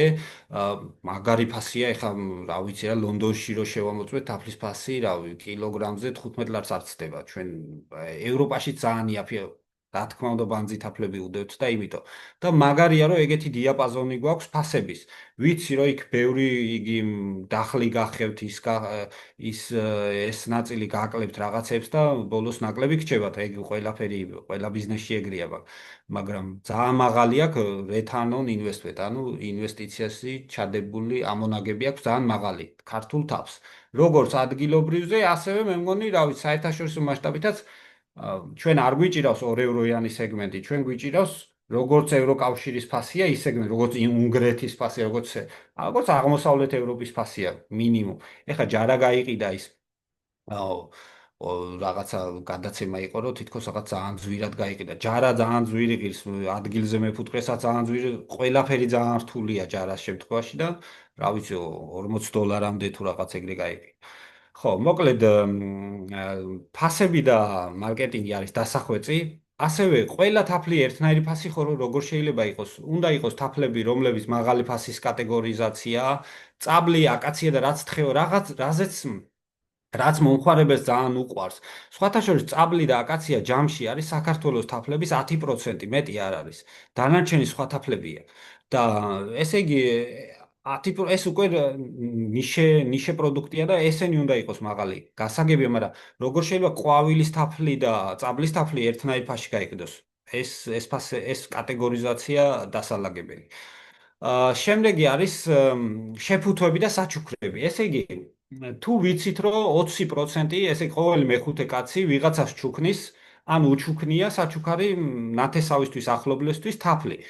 წარმოებლებისთვის ვფიქრობ, რომ თქვენთვის კარგი იქნება, რომ ესე იგი სასაჩუქრე ყუთები გააკეთოთ ან პატარ-პატარა, ესე იგი სხვადასხვა სახების, ან იშვიათი თაფლების თავისი ისტორიით, ან სასარგებლიანობის თვალსაზრისით, რომ რაღაც შექმნათ, რა ვიცი, მარკეტინგული რაღაც ყუთი, რომელშიც იქნება ჩაწყობილი, რომ ადამიანმა აჩუქოს, თქვათ, თაფლი. ბევრი მაგალითი რაღაცეების მინახავს, მაგალითად, განსაკუთრებული შეფუთვები, ხო? მაგალითად, ირინოლას თაფლი იყო, რომელსაც აი იმ ისტორიული რაღაც დატვირთვა აქვს, რომ იმ ქოთანის ანალოგია და რაღაც ეგეთი შეფუთვა. მე მგონი ლექსოსაც ქონდა რაღაც ქოთანში. ნუ რაღაცები შეგიძლიათ კომბინაცია გააკეთოთ. ასევე მახსოვს სამი ქილის ის ქონდა იმას, რა ქვია, მაგალითი შოთას და ბევრი არის მაგალითები, მაგრამ ეს რომ გავამრავალფეროვნოთ და დავხვეწოთ. ასევე ხო, მრავალფეროვნება აუცილებელია. მაგაზე ვისაუბრებ, რომ მომხმარებელს უნდა კონდეს არჩევანი. ესე იგი, ცნობიერების ამაღლებაზე ვისაუბრე რაღაც ნაწილში და რაღაც ნაწილში ცდარი წარმოდგენები რა. ესეც მეფუტკრეების ბრალი. როგორ გამოვიცნოთ, რომ თაფლი ესე თან მე ეხლა ყოველ წელიწადს ამას ვუყურებ. ესე იგი, ესე ყველა გადაცემა რაც კი ტელევიზორში გადის თაფლზე, ეს ერთი. ყველა ექიმი, რომელიც მიწვეული, ან ყველა სტუმარი, რომელიც მოწვეული, ასევე ყველაზე საკმარისად ცნობილი ქართველი მეფუტკრეები, რომლებსაც თქვა სიტყვა ეთქვის. აკეთებენ ისეთ ნარატივებს, რომლებიც საერთოდ არანაირ მეცნიერულ კონცეფციაში არ ჯდება. მაგალითად, როგორ გამოვიცნოთ ნატურალური თაფლი არანატურალურისგან, როგორ განვასხვაოთ, ან რაღაც მოკეთ კი იცით, ეხლა თქვენ ცოტა რომ გაიაროთ, გამოიაზროთ, მიხვდებით და ტელევიზიაში სრული საშინელება, ოღონდ შოუ დადგან იმისათვის აკეთებენ რაღაც ათასნაირი იმას რა, აი მითოლოგიური, არ ვიცი ეგ რა აზროვნებაა საერთოდ საიდან მოდის. ამიტომ გულწრფელი სუფთა საუბარი, არანაირი გადამეტებაა თაფლზე, არანაირი დაკლება. აქვს სამედიცინო თვისებები, მაგრამ კარგი პროდუქტია. შაქარს ჯობია, მაგრამ შაქარია და ასე შემდეგ. ანუ მომხმარებელს სდობა თუ გვინდა მოვიპოვოთ, უნდა ვიყოთ სუფთა. ესე ცხოვრებაშიც ესეა, რომ სუფთად უნდა იმოქმედო ადამიანმა, როცა რაღაცა ისეთ პროდუქტს აჭმევ ადამიანს, რომელიც ასე ვთქვა, თან ბიბლიურია, რელიგიური თვალსაზრისი აქვს საქართველოში, ძალიან ღრმა ტრადიცია აქვს და ასეთ რაღაცებს ორიენტაცია უნდა გაკეთდეს, რომ ესე იგი აღმოვფხრათ ყველანაირი სრულწმენები. აი, რაც კი თავს უკავშირ, რომ თქვა მეტალის კოუზი არ უნდა ჩაყო თაფლში. რაღაც ისულელია, ასე ვქება. ან ჩაიში არ უნდა ჩაასხა თაფლი. აბსოლუტურად. პირიქით, ჩვენ უნდა მოუწოდოთ, რომ თაფლი მიიღონ ნებისმიერი ფორმით. ნებისმიერი ფორმით. ყველა შემთხვევაში თაფლს ორგანიზმი ის იწოვს, ამ მეტაბოლიზმს განიცდის 100%. აი, არაფერი სხეულიდან არ რჩება, ყველაფერს სხეული იწოვს, რასაც თაფლს თუ გინდა წყალში გახსნილი მიიღეთ, თუ გინდა ჩაიში გახსნით, ყველანაირად სასარგებლოა თაფლი. ხო, შემდეგი. ესე იგი, ბრენდირების ოქროს წესები. ეს იგივე არის, სუფიქრობდი, ქართლის დედას მეფუტკრე რას დააჭერინებდა ხელში და ასტამს და საბოლოებას დავაჭერინებდით ხო და აქ გამოგიტანეთ ეხა კიდე კაი ინტელექტი გვეხმარება, ხელოვნური ინტელექტი, მაგრამ ბავშვი და ხელოვნური ინტელექტს 1-2 სიტყვას ვიტყვი, სად შეგვიძლია გამოვიყენოთ და სად არ უნდა გამოვიყენოთ. ხო, ესე იგი, როგორ უნდა შევარჩიოთ ბრენდის დასახელება? 1-2 აი ბოლო კვირაში 1-3 ადამიანმა მეფუტკრემ დამირეკა, რომ მომავლის ფერმერი აკეთებს, თქვათ, ეტიკეტირებას და ფინანსებას ბრენდის და მოკლედ დამეხმარეო და ამ ხალხისთვის არის დამწყებებისთვისაც და ის არის ძალიან თული კითხვა დამეხმარე ბრენდი მომაფიქრებინო ესე ზარზე როგორ მოგაფიქრებინო ეს არის თქვენი გადაწყვეტილება აბსოლუტურად მე უბრალოდ დაგეხმარებით აი გზა გაჩვენოთ საითკენ შეიძლება რომ წახვიდეთ და საითკენ არ უნდა წახვიდეთ ხო ესე იგი თავარია რომ ეს თქვენი ბრენდის სახელი რასაც დაარქმევთ მაგალითად უკავშირდებოდეს იმ ავთენტური უნდა იყოს რა მაგალითად აჭარაში მეფუტკრეს ეძახიან მესკეს, ასევე შვახევის რეგიონშია უფრო გავრცელებული მესკეს ეძახიან. აი მესკე რო დაარქვა როგორც ადგილობრივ, ასე საერთაშორისო ბრენდის სახელით ნორმალურია ჩემს იმაში რაც ყველა ტრენინგზე რაც ბრენდირებაზე დავსწრები ვარ ანუ რაც ჩემი ცოდნა მაქვს ბრენდირებაზე მოკლედ ყველა პარამეტრში ჯდება ალეკოს კონდა ადრე იდეა რომ თუ არ ვიცი თუ შექმნა რომ პაპავას რომ ბუტკუჯი რაც არის ბუტკუჯი არის მეგრულად ნიშნავს აღარ მახსოვს ხე მეგრული საერთოდ არ ვიცი რაღაცას რელევანტურია თუმცა აი ავთენტურობასთან იმ ადგილთან თუ კავშირში არის ოკეია წავა ესეთი სახელები შეგიძლია უკავშირდებოდეს თქვენს მოგონებებს შეიძლება ბავშვობის მოგონებებს ან შეგრძნებებს ძალიან მაგარი ახლა მაღალი კლასის ბრენდირება ცდილობს რომ აი სახელს რო გამოთქვა შეგრძნება დაგიტოვოს მაგრამ ასევე მნიშვნელოვანია რომ დამახსოვრებადი იყოს და წარმოთქმადი იყოს. მაგალითად, ბუტკუჯი შეიძლება ჩემთვის ალეკოსთვის როგორც მეგრელისთვის ადვილი იყოს წარმოთქმა და დამახსოვრება, მაგრამ გარე რეგიონისთვის ან უცხოელისთვის სრულად შეუძლებელი იყოს. ახალი მიდგომა, ესე იგი, აქვს უცხოეთის ქვეყნებიდან ახალ ზელანდიასთან იმას ძალიან მაგრები არიან და სულ მიყვარადე ხალხი მაგამ ბავში რომ ანუ ჩვენთან საბჭოთა კავშირშიც ღვინოებში იყო რომ ანუ ეტიკეტი ძალიან გავდა ერთმანეთს და ვერ გავრბოდით ესე იგი ამ იმისგან რა ქვია აი ამ ერთი და იგივეობისგან ასე ვთქვათ რა ეხა თაფშიც იგივე გჭირს რომ აი ძალიან ერთი და იგივე სახელები გვხვდება აი ხო არ გავითიშე ხალხო ერთი წამით ხო ხედავთ ჩემს ეკრანს ხო ესე იგი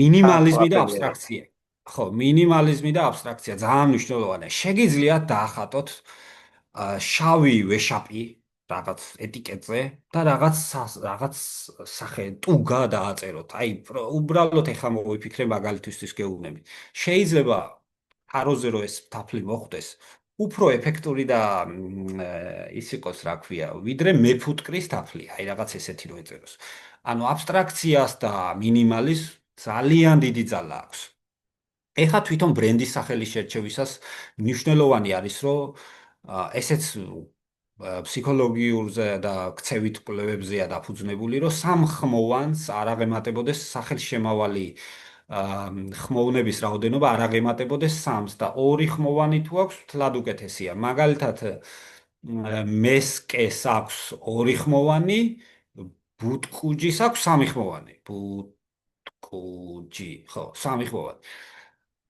თუ სამზე მეტი არის ხმოვნების რაოდენობა უკვე ძალიან რთული უჭირს მომხმარებელს სახელის დამახსოვრება და ყველაზე მნიშვნელოვანი ხალხს დაუქმებია საშინელი სახელები თავისი ბრენდისთვის, მაგრამ ეს ბრენდი ცოცხლობს საუკუნეები. მაგალითისთვის Coca-Cola საერთოდ არ არის, იგი რა ქვია, გრძელი სახელია, საერთოდ არ არის ბრენდის არც ერთ იმაში არ ჯდება, მაგრამ თუ ყველა მომხმარებელი მუდმივად Coca-Cola-ს იმეორებს სოფლიოში ჩათვალე რომ რავი რას აი ნაბუქოდონოსორი რო დაარქვა და ნაბუქოდონოსორი რო ამეორებინო ხალხს და შენი პროდუქტი რო ბაზარზე დიდი ხანი იყოს აღარავინ არ დაივიწყებს ამ სახელს თუ გინდა 10 მარცვალი ქონდეს ამიტომ აუცილებელი არის რა რომ თქვენი ბრენდს იმას რა ქვია აქვს პროდუქციას აქვს დაბადების ეტაპი, მერე ზრდის ეტაპი, მერე გაჯერების ეტაპი, მერე სიკვდილისკენ მიდის აუცილებელია. ყველა ბრენდი მიდის სიკვდილისკენ, მათ შორის Coca-Cola. და მერე აქვს ყდომის ეტაპი, ხო? აი ამ ეტაპებზე პროდუქციის იცოდეთ ყველა ეტაპზე როგორ მოიქცეთ და როგორ ისქნათ და ყველა ისა რა ქვია, ესე იგი თქვენი მთავარი მიზანი რა არის? თქვენმა ბრენდმა რაც შეიძლება დიდი ხანი გაუძლოს ბაზარს და რაც შეიძლება ბევრ მომხმარებელთან მივიდეს. შემდეგი არის სამი არჩევანი უნდა გქონდეთ. ესე იგი, ეს ძალიან მნიშვნელოვანი პრინციპია. აი კიდე Coca-Cola-ს შევეხები და სხვა, აი დააკვირდით ყავას რო ყიდიან, ან რაღაცას, აი საშუალო პატარა დიდი ზომები არის ესეთი.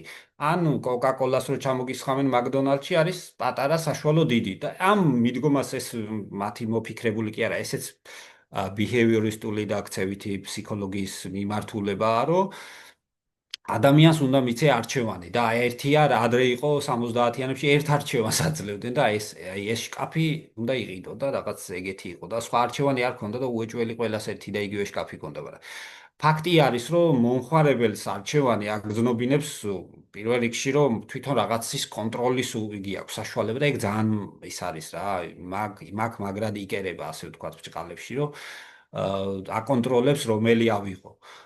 თუ პატარაა, შეიძლება თქვას, რომ აი ეს პატარა რაღაც ნამსხრისთვის მინდა და პატარა ქილა მინდა. თუ დიდია, შეიძლება თქვას, რომ აი ოჯახში ბევრი სული მყავს და ახლა დიდს წავიღებ. საინტერესო აქვს მაგას განვითარება, რაღაცაც ბოლოში ვიტყვი. ანუ კიდე არის შვალედური ოფცია. ეხა იქაც რო გაჩვენეთ, ეხა 152 ადამიანი რო გამოიკითხა, რომ რომელი არის მათთვის საუკეთესო ქილა. აიღეს, იყო ესე იგი 0.25-დან კილომდე და აიღეს 9 კილოგრამიანი ქილა და იქაც შვალედური ოფცია, ესე იგი ბუნებრივად იკვეთება, ეს სოფლიოს ნებისმიერ წერტილში რო ჩაატარო, შვალედურ იმას აირჩევენ და ეგ მაგ დროს ადამიანი გზნობს უსაფრთხოდ თავს, რომ არც ზემოთ, არც ქვემოთ და აი შვაში როა იმას ავირჩევ. და მესამე, რაც ძალიან მნიშვნელოვანია, რა ხდება გეტყვით. ანუ თუ განმეორებითად ადამიანმა სუპერმარკეტში შევიდა და სამი თქვენ როგორც იმას რა ქვია, სამი კილას ყიდით სამ სხვადასხვა სახეობასთან, ის რა ქვია, ყიდულობს სულ 9 კილო ისა იმას რა 9 კილოგრამიანებს ყიდულობდა. მერე დროთა განმავლობაში, ესე იგი, თამამდება არჩევანში ეს ადამიანი და ყოველთვის გადადის 9-დან 1 კილოზე და ეს მაგარი სტრატეგია, იმიტომ რომ წამიგე 5-ჯერ რო იყიდოს უკვე შეიძლება მე-6-ჯერ უკვე კილოიანების ყიდვა დაიწყოს. და რაში გამოიყენება ეს სტრატეგია გეტყვით? ამერიკაში ესე იგი ეს სუქნის პრობლემა აქვთ მოგეხსენებათ და ესე იგი ქილები რო არის სამის სხვადასხვა სახეობა მაგალითად კოკა-კოლას რო სვამდნენ შვალედურს რაღაც ეტაპზე ყველამ დაიწყო ლარჯის და ისა დიდის და დიდის დალევა და გასუქდა ხალხი ყველაფერში ანუ ამ ეს ადამიანის ფსიქოლოგია გადავიდნენ პატარიდან ანუ საშუალოდან მოზრდილისკენ და რა გააკეთეს აი აქ 3 კილა რო არის თვითონ სახელმწიფომ რა გააკეთა შემოიღო კანონი, რომ აი აქ პატარის ქვემოთ ჩასვა უფრო პატარა, მესამე ვერსია და შვალედური ვერსია გაუხადა თითქოს ეს არის ყველაზე დიდი. ანუ მაინც სამი ვერსია დაუტოვეს. ესე ბრძოლებიან სხვათა შორის წარწონიანობას. ანუ ყველა ეხა მაკდონალდსიც იგიც ყველაზე დიდი ქილა ამოგდებული აქვს და შვალედური არის გაკეთებული როგორც ყველაზე დიდი და იმის მინი აქვს ყველაზე პატარა რა. ანუ ისე ისე შეამცირეს იმის ისა სითხის რაოდენობა, რომ მომხმარებელს გონია, რომ კიდე ლარჯს, ანუ დიდ ზომას სვამს. იგივე რო თაფში გააკეთოთ და ამას ყველაზე დიდი კომპანიები ძალიან მომგებიანად აკეთებენ. გამოგდით, რომ 9 კილოგრამიან ადამიანს ან 9 მომხმარებელს 9 კილოგრამიანი თაფლის ქილას რო შეისყიდოს, ეგონება, რომ ყველაზე დიდი ეს არის. რაღაც დროის მერე, რასაც თქვენ დამატებითი მონაცემები გჭირდებათ და როდის უნდა გადაერთოთ, უნდა იცოდეთ. ხო. ყველაზე მნიშვნელოვანი არის რა დავიტანოთ ეტიკეტზე და საქართველოსში კანონმდებლობაც გვაქვს ეტიკეტირების, რომ რა დავიტანოთ ესე მაგაზეც ბევრი კითხვა შემოვდის ეტიკეტზე რა დავიტანოთ და ესე იგი, უნდა გადაწყვიტოთ ჯერ ორენოვანი გინდა თუ ერთეროვანი. ერთეროვანი ძალიან კარგია და მარტივია. ზოგს საერთოდ არ ჭირდება ორენოვანი. რატო არის საჭირო მე საერთოდ ვერ გებულობ ორენოვანს? თუ ექსპორტს არ ახორციელებს, თუ არა და ერთენოვანი, რა ვიცი, მე ხა ევროპაში ბევრგან მიყიდია, რომ მაგალითად ერთი ენაა და თუ გინდა იცი, რომ ანუ უნდა მიგახვედრებე, რომ ეს ქილა თაფლისაა და დანარჩენი ვერაფერს რო ვერ წაიკითხო, მაგალითად საბერძნეთში, არა უშავს, შენ მაინც იყიდი მაგ თავს. თუმცა ასევე მნიშვნელოვანია, რომ არ შეიძლება გაჯერებული ისა რა ქვია თავ ესე იგი ისეთი ინფორმაციის დატანა, რასაც იგი არ აქვს საფუძველი. მაგალითად, რაღაც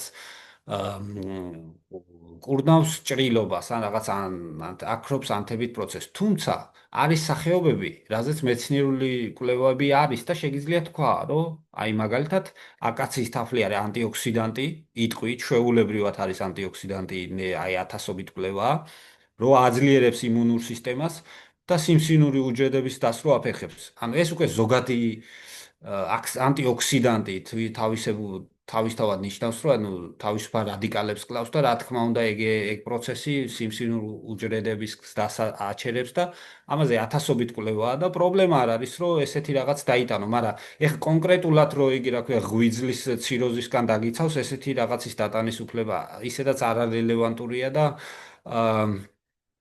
არ შეიძლება რომ დაიტანო.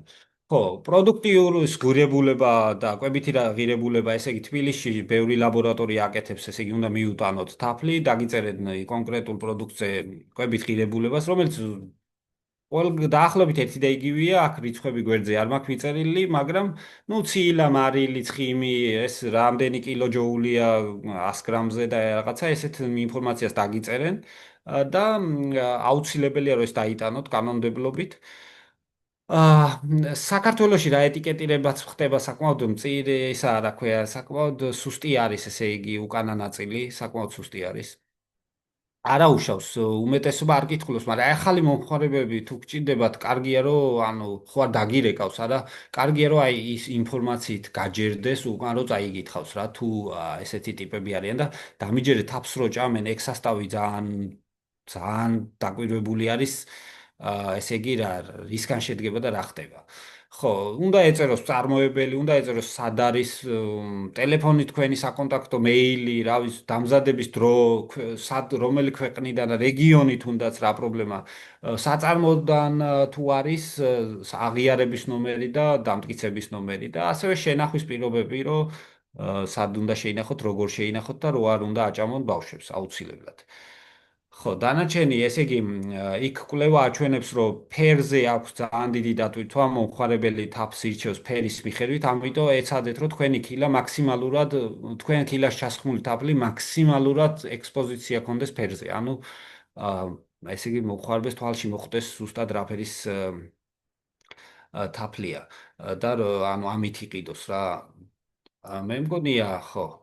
თითქმის მე მგონია სულ ეს იყო მადლობას გიხდით ხალხო ეს ვეცადე რომ რაღაც ჩემი ცოდნა გამეზიარებინა ამ მიმართულებით ეს კვლევა გამეზიარებინა და თუ რამე შეკითხვები გაქვთ მე ხა დაუბრუნდები ისევ და გიპასუხებთ თუ რამე დამატებით შეკითხვები გაქვთ თუ არა და მადლობა ძალიან დიდი ყურადღებისთვის. ერე სკრინის ის გააკეთე.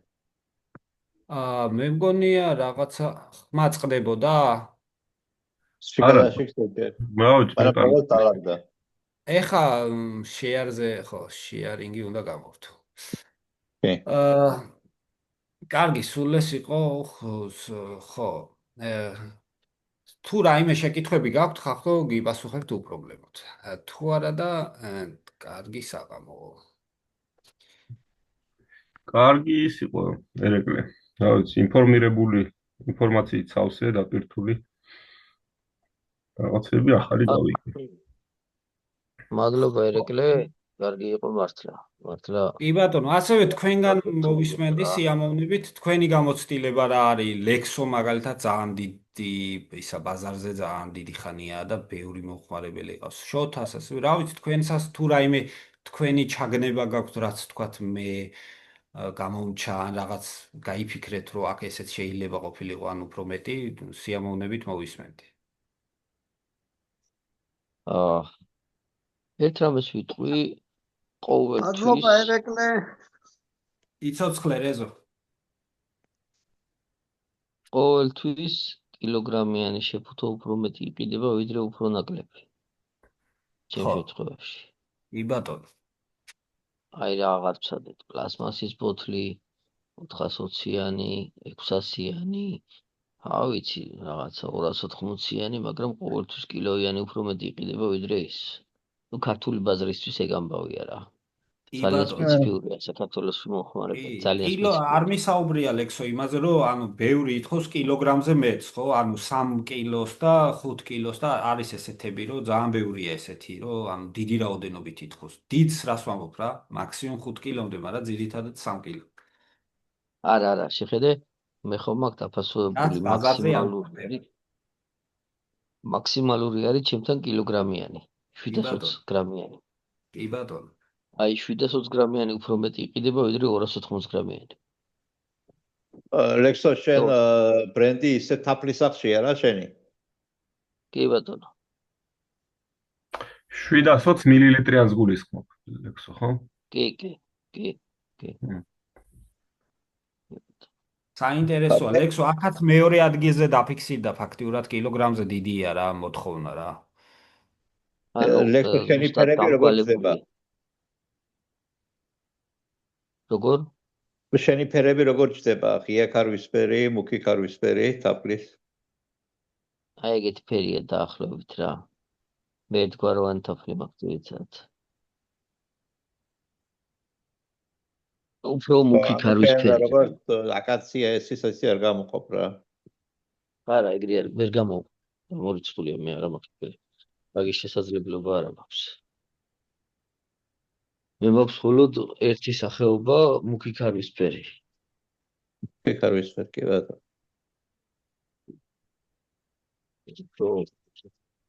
ცოტია რო.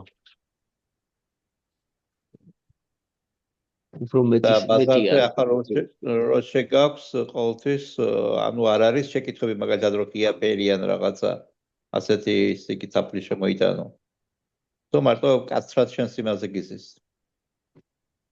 ანუ როგორ არის იცი სულ ერთი და იგივე ფერს ვერ ვაწვდი ბაზარს.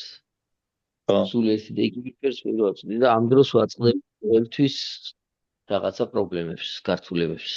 კი ბატონო. მოხმარებლის მხრიდანაც ლექსო, რა უნდა მოხდეს, რომ ანუ ერთგვარ უნებას მივახციოთ მუდმივად. ეგაა საინტერესო კითხვა, იმიტომ რომ წლების მიხედვით განსხვავებულია. მე ვიცი ეხა შენი პრობლემაც, რომ ანუ მეფუტკრე იმ რეგიონიდან სხვა ერთი და იგივე სახეობის თაფლზე სხვადასხვა გემოცა აქვს და ფერიც და ასე შემდეგ.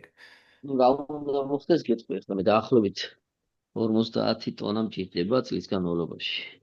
ანუ იცი რომ აი ბაზარს ყოფნის და ანუ ერთგვარ უნებას მიაღწიო, ხო? აი 50 ტონა თაფლი უნდა აწარმოოს ერთმა მეფუტკრემ ერთ საფუძველში, ერთ ადგილზე. დამორჩა. წარმოუდგენელი ეგეთი ამბავი. წარმოუდგენელია კი ბატონო.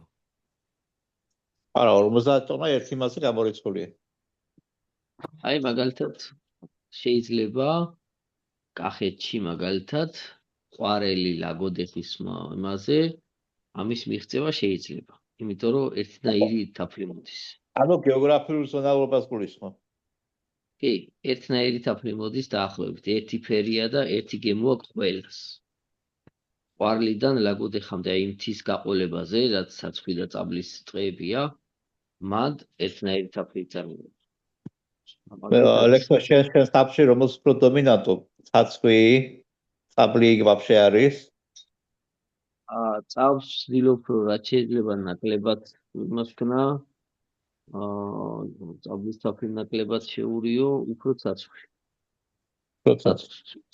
საცხი და აი გაზაფხულის თაფლია ხოლმე ძირითადად დომინანტი და ყველას ეგაა. დაკრისტალებაზე პრობლემას არ აწყდები? დაკრისტალება თავარი პრობლემაა. შემაქვს მე რაც კრისტალდება დახლებზე ეს ხელშეკრულებაში ვიწერია, გამომაქვს კი ბატონო. ისე უკან ვატრიალებ ასხავ ბანკაში. აი რა ძალიან დიდი პრობლემაა. ესაა დიდი პრობლემა. ლექსო, ესე იგი ორი გამოსავალია მხოლოდ რა. ერთი არის რომ წვრილი გაფილტროა, ანუ 100 მიკრონზე ან 200 მიკრონზე და მეორე არის პასტერიზაცია. სხვა გამოსავალი არ არის. ეგ მარტო შენ კი არა, მახსოვს იმას ჰქონდათ მაგის პრობლემა ადრე დათუნია რომ იმას თამაზი კახიძეს და ნუ იმას პლასმაში უკრისტალდებოდა და მე ვერც აცქელებდა ამ პლასმაში რაღაც ეშინოდა რომ რამე თაფს არ აუკიდო და მაგარი პრობლემები შეექმნა. პრობლემაა ძალიან. კი ბატონო. აი წარმოიდგინეთ ჩარშან არ უყვარს მოხმარებელს რა, არ უყვარს ფაქტია რა. არა, როდესაც ესე იგი თიდან წავიღე იმერეთის თაფლია რა, სამტრედიის და საკმაოდ დიდ რაოდენობითაც წარმოებენ, მაგრამ რა თქმა უნდა ნატურალური თაფლია, მაგრამ უცბად შაქრდება და დაახლოებით 1 ქსელიდან მომიწია 6300 კილოგრამიანი თაფლის გამოტანა. კარგი შევიტანე და თვენახევარში მთლიანად დაშაქრდა მთელ დახს. ჯერა. აი სანამ მე ჩამოვასხი, სანამ შევიტანე, სანამ დახზე გაანაწილეს, სანამ დადეს, თვენახევარში ურევ უკვე ჩემთან. ერთმანეთში თუ ერთი სახეობა იყო, რაღაცაში ხო არ შეურია რამაც გამოიწვია ვთქვა. ანუ ეს თაფლი, რომელიც წლებია ჩემთან მუშაობს ეს ხალხი, ну არ მინდა ეხლა რა მნიშვნელობა აქვს, ვინ ხო, არიან? მე რა პრობლემაა?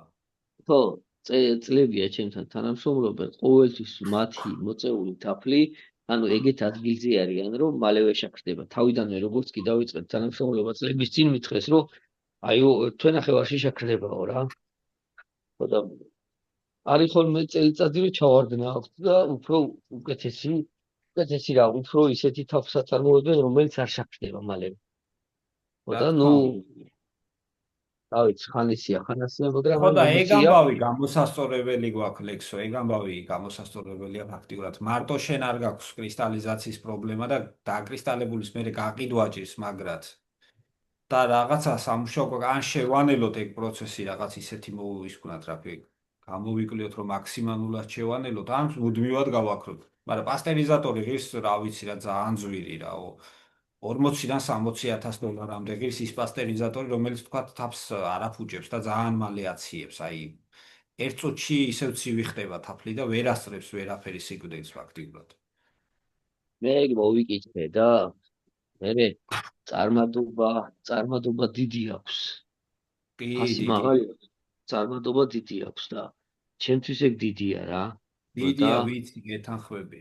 ხო, ვიცი, აი მეორე ვერსია არის, შენელების ვერსია არის, ესე იგი ძალიან წვრილ ფილტრში გაფილტროა, ისა გაფილტროა რა თაფლის რა. მაგრად აი ანელებს შეგიც. აი, ეხლა რომ მითხარ ერთ თვეში აკრისტალებს, რომ მინიმუმ 3 ჯერ უფრო გაზრდის აკრისტალების დროს. ხო აი კრისტალებს იტოვებს ეთყობა ეს რა ქვია თაფლი ფილტრი რა წვრილი თქმა უნდა, ფილტრი. ეგა დიდი კრისტალები ნადირობენ უკვე პატარებზე იქ ერთმანეთს ეკრის ეს იმის შაქრის ფუნქციაა, რომ ერთმანეთი ისქნას მიიბას რა და თუ დიდებს და მოაცილეთ ლექსო რა მაინტერესებს, შენი ქილები რაღაცა ის არის ოვალური, სფეროსებრი. კარგი ცდია ქილების სხვა ფორმის მოძებნა თუ რაღაცა იმ ქილებზეა მოთხოვნა. უდიდესი პრობლემა გვაქვს ალეკო ქილების ადგილობრივ ბაზარზე, უდიდესი. მე გეტყვით ახლა ქილა არ არსებობს საქართველოში რომელიც იწარმოება. ხდიახ. ახალ ახალ წელს თუმცა მჭირდებოდა დაახლოებით 30,000 კილოგრამიანი ქილა არ იყო ბაზარზე. ვინც მაწვდის, ხან გორიდან ვიღებ, ხან თბილისიდან, ნუ ვისაც აქვს იმ მომენტში და მოიკითხე არ აქვთ. მოკლედ ტრაილერის გაგზავნა მომიწია უკრაინაში, რუსეთის ქარხანა გაჩერებული იყო. კი ბატონო. რუსეთში არ იწარმოებოდა ამ წელს 720 გრამიანი ამფორა და როცა რუსეთის ქვია ქარხანაში ისვლა და წამოღება ტრაილერის $1,500 ღირდა. უკრაინაში ჯერ ერთი 20 დღე ვერ ნახეთ მძღოლი რომელიც შევიდოდა და გამოიტანდა ამ ბანკას და უკრაინელები არ შედიან იმიტომ რომ ჯარში მიყავთ. პირდაპირ უკრაინის მოქალაქეა და თუ 65 წელს არ არის გადაცილებული ჯარში მიყავთ. $4,300 გადავიხადეთ ძღოლში, რომ შესულიყო და გამოეტანა ბანკა. ჩამოვიტანეთ 58,000 ქილა. და სანამ ჩამოვიდა ახალი წელი უკვე მილევად პროცესში იყო. ამიტომ რა ვიცი, ისე შემთხვევით მქონდა მე დაზაკაზებული, შეკვეთა მქონდა გაკეთებული ჩინეთში და პლასმასის ის გაუშვი, კილოგრამიანი ამფორა. სხვა ვარიანტი არ იყო, ქილა არ არსებობდა საქართველოში. კი ბატონო, დღემდე არ არსებობს ლექსო ვიცი რაც ხდება. უბრალოდ ეხლა ჩემი გამოცდილებას გეტყვი ქილებთან დაკავშირებით რაც არის. ანუ ლოჯისტიკურად ძალიან მძიმეა ქილა და შემოტანა ძალიან რთული ჩება, იმიტომ მაგის გამო ახლომდებარე ქვეყანა უნდა ეძებო, ესე იგი ახლომდებარეებიდან გვაქვს რუმინეთი, ბულგარეთი, უკრაინა და თურქეთი. აქედან რამოდენიმეს არ უვარგა, რამოდენიმეს უვარგა, ასევე საბერძნეთი გვაქვს სხვათა შორის და შორი ვერსიებიდან გვაქვს, ანუ უკეთესი ვერსიები არის ჩინეთი და გერმანია. ჩინეთი კარგი არის, იმიტომ რომ სახმელეთო მიმოსვლა გვაქვს და ცოტათი იაფიჯდება და თვითონ იქაური ქილები იაფია, თუმცა ხარისხი დაბალი აქვს. ნუ აი იგივე ქილა შეიძლება კონდეს რასაც გერმანიას, მაგრამ ხარისხი დაბალი აქვს. ახლა გერმანიაში არის ბერლინ პეკეჯინგი არის, სოფლიოში ვაფშე ყველაზე დიდი ქილების წარმოებლები ეგენი არიან. და აქვს ოფისები, რავი, 60 ქვეყანაში, მაგრამ მე გამოვაგზავნინე ერთი რაღაც ნაწილი საფრანგეთში ქონდა და რაღაც ნაწილი იტალიაში, სინჯერად გამოვაგზავნინე, რაც შევარჩიე კატალოგიდან და რო ჩამოდის მე აქ ძვირი გამოგდის რა სადღაც აი ეს ფოტოებზე რაც განახეთ ექილები ჯდება ესე იგი ყველაზე პატარა 250-იანი ჯდება ლარი 80 თავის სახურავებიანად გეუბნებით და 3 და 20 ჯდებალიტრიანები და 2 და რაღაცა კიდე 9 litrიანები რაც საკმაოდ ძვირია რა იმიტომ რომ ეტიკეტი ემატება, ეტიკეტიც, კაი ეტიკეტიც ძალიან ძვირია, ხა ლექსო გამოცდილი იქნება, მაგრამ კაი ეტიკეტი, კაი ხარისხით თუ დაბეჭდა, რა შეიძლება, რა ვიცი, 5 ლარზე გაგივიდეს, მაგრამ ეხა საშუალოდ ლარი ხო მოგიწევს უეჭველი ეტიკეტში გადახდა, იმდენი რაღაც ეწერება და იმიტომ აქვთ ეხა ამ კომპანიებს მოფიქრებული, რომ აი მინიმალურ იმაზე რა ქვია, პატარა ფურცელზე მინიმალური ტექსტის ყველაზე პატარა შრიფტით, რომ ანუ ეტიკეტში ფული არ დახარჯო რა, თორე ერთი ქილა თავისი ეტიკეტით, აი კარგი ხარისხი რომ მომხმარებლო ვაუ რო თქვას, აი 5 ლარი უეჭველი კიდე რა. ხო, ნუ მე არა მაქვს ახლა ფართო არჩევანი. მაშინ ფასებში ვერ ვეტევი, მე ვიხდი თაფში 10 ლარს და 14 ლარად ვაწვდი ყველას. 14 ლარად ვაწვდი ყველას. ქილა უკვე შუში მინის ქილა მიჯდება ლარი და 22 თეთრი. ბატონო. და მე რო არ გავაკეთო იაფიანი ეტიკეტი, მაგალითად, ჩემი ეტიკეტი ჯდება 20 თეთრი. ბატონო, მაგაზე იყო ნაჭერი, თავიდან ნაჭერი იყო, მერე მეშკავინასის იყო თოკი, მერე იმაზე დაკიდებული იყო სუხივითის ეტიკეტი და მთელი ამბავი. იმ ნაჭერს დაჭრა უნდოდა, ნაჭერი ჩინეთიდან შემოდიოდა, ხან შემოდიოდა, ხან არა და იქაც შეკვეთას ვაძლევდი და შეეშვის საერთოდ ნაჭრებს. ნაჭერს შევეშვი, იმიტომ რომ დამჭრელმა ვის ჭრიდა ის გოგო 5 თეთრით რო დავიწყეთ, თითოს დაჭრა 20 თეთრი ავიდა. თითო ნაჭრის გამო. ბევრი იყენებს ამ ნაჭრებს, საიდან შემოვიდა ეს ტრადიცია, არ ვიცი, საერთოდ არ გვჭირდება ნაჭრები ჩემი აზრით. სხვათა შორის თავიდან ეფექტური იყო და მაგით მოეწონა ყველას. მე რახან გასინჯეს და მოეწონათ, ხო, მე ვიეშმაკე და უკვე გადმოვედი ქაღალდზე რა. უკვე ასოციაცია შეუქმნელი ხალხს რო ეს არის და უბრალოდ მე შოკი აღარაფარია რა. ბევრი სადღაც კი, სადღაც ლარნახევრიდან 2 ლარამდე არის ჩემი მოგების მარჟა, რომელიც 3 თვის მეორე მიბრუნდება და ჯერ ალექსო, შენ ხარ ყველაზე ესე იგი დაბალფასიანი მიმწოდებელი საქართველოს ბაზარზე. არ გამოდის სხვანაირად. ვიცი, შენ შესწავლილი მაქვს, შენი კი არა ყველა კომპანიის ვირასაც შვება ადგილობრივ ბაზარზე და კარგია რომ საერთოდ არსებობს და ბევრი მინდა რომ იყოს კიდე და რა ვიცი, ბევრი სახეობის თაფლი იყოს საერთოდ. რამდენჯერმე ვცადე ფასის რაღაცა ფასზე საუბრები და პირდაპირ აქვთ ჩემი კონკურენტების პირდაპირ კონკურენტების საკონტაქტოები აქვს და მეუბნებია რომ აი ეს ამ ფასად გთავაზობს. და ვეღარ ვწვდი რა. ეხლა კარტერულ გარიგებას ვერ გააკეთებ ეხლა საქმე არ მაქვს და როგორც კი უნდა გააკეთო, ვინც კარტერულ გარიგებებს აკეთებს, ყველას დავაჭერინებდი სიამოვნებით. ხო და როგორც კი ეუბნები ქსელს რომ მოდი 1 ლარით გავზარდოთ ფასი, იმიტომ რომ მე ფუტკრეს გაუზარდო მეც და 11 ლარი გადაუხადო 10-ის მაგივრად. ხო და 15-ად მიიღე. მეუბნება არაო 15-ად სხვები მე მთავაზობენო და უბრალოდ შე რომ 14-ად გვაწვდი, იმიტომ ვიღებ ჩემგანო რა. აი გამოვია რა, აი ვერ ვზიებ ფას და მე ხორავ სამაგეროთ ლექსო არის რომ მართლა ბაზარზე არის 40 ლარად იყიდება თაფლები და 20 რავი დიდ ფასებში იყიდება რა. არის ეგეთი კი, გამყიდველი. არის კი. და რავი, 45-ათაც მინახავს. უკვე ძალიან ბევრია, არის ძალიან. არის ხოლმე მირეკავენ რაცა ტურისტები იქ მაღაზია ხომ აქვს თბილისში. იდები რეკავენ რომ აი მე მოვალ და მოიყვან კლიენტს და რაღაც ფასი უნდა უთხრა. მე ვეუბნები რომ შენ მოდი, მე ეგ თავს მაგათ დამუღამებული აქვთ, ესე იგი მათაც რო დარჩენ, იქაც რო დარჩენ, შენც რო მოგაგებინო ყველგან ეგრე არის.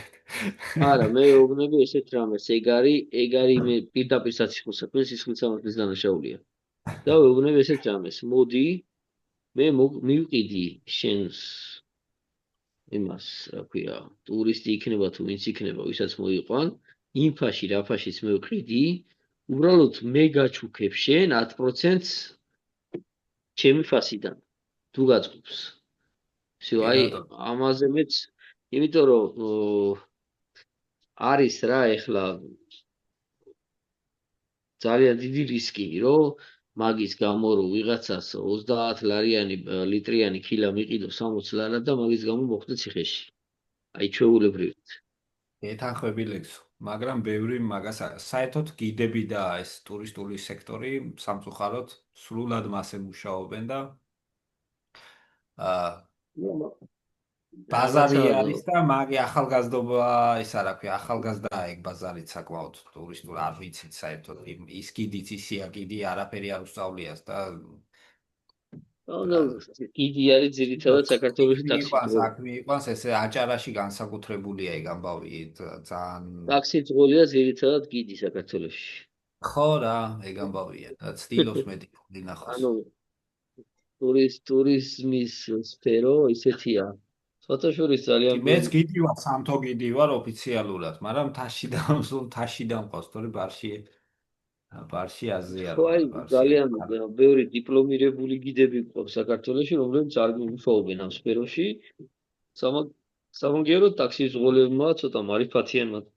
ტაქსის ზღოლებმა ჩვენზე მაგრად მაგარად დაამონებს. ატარებენ და რა მე თუ წელიწადში მყავს 50 კაცი, იმიტომ რომ სპეციფიკური სექტორია, ტაქსის წყლებს შეიძლება დღეში გააწეიყვანონ 50 კაცი მინიმენებით არბედილი. მე დაამოღამეს არაბული, ირანული, თურქულს ხლავენ.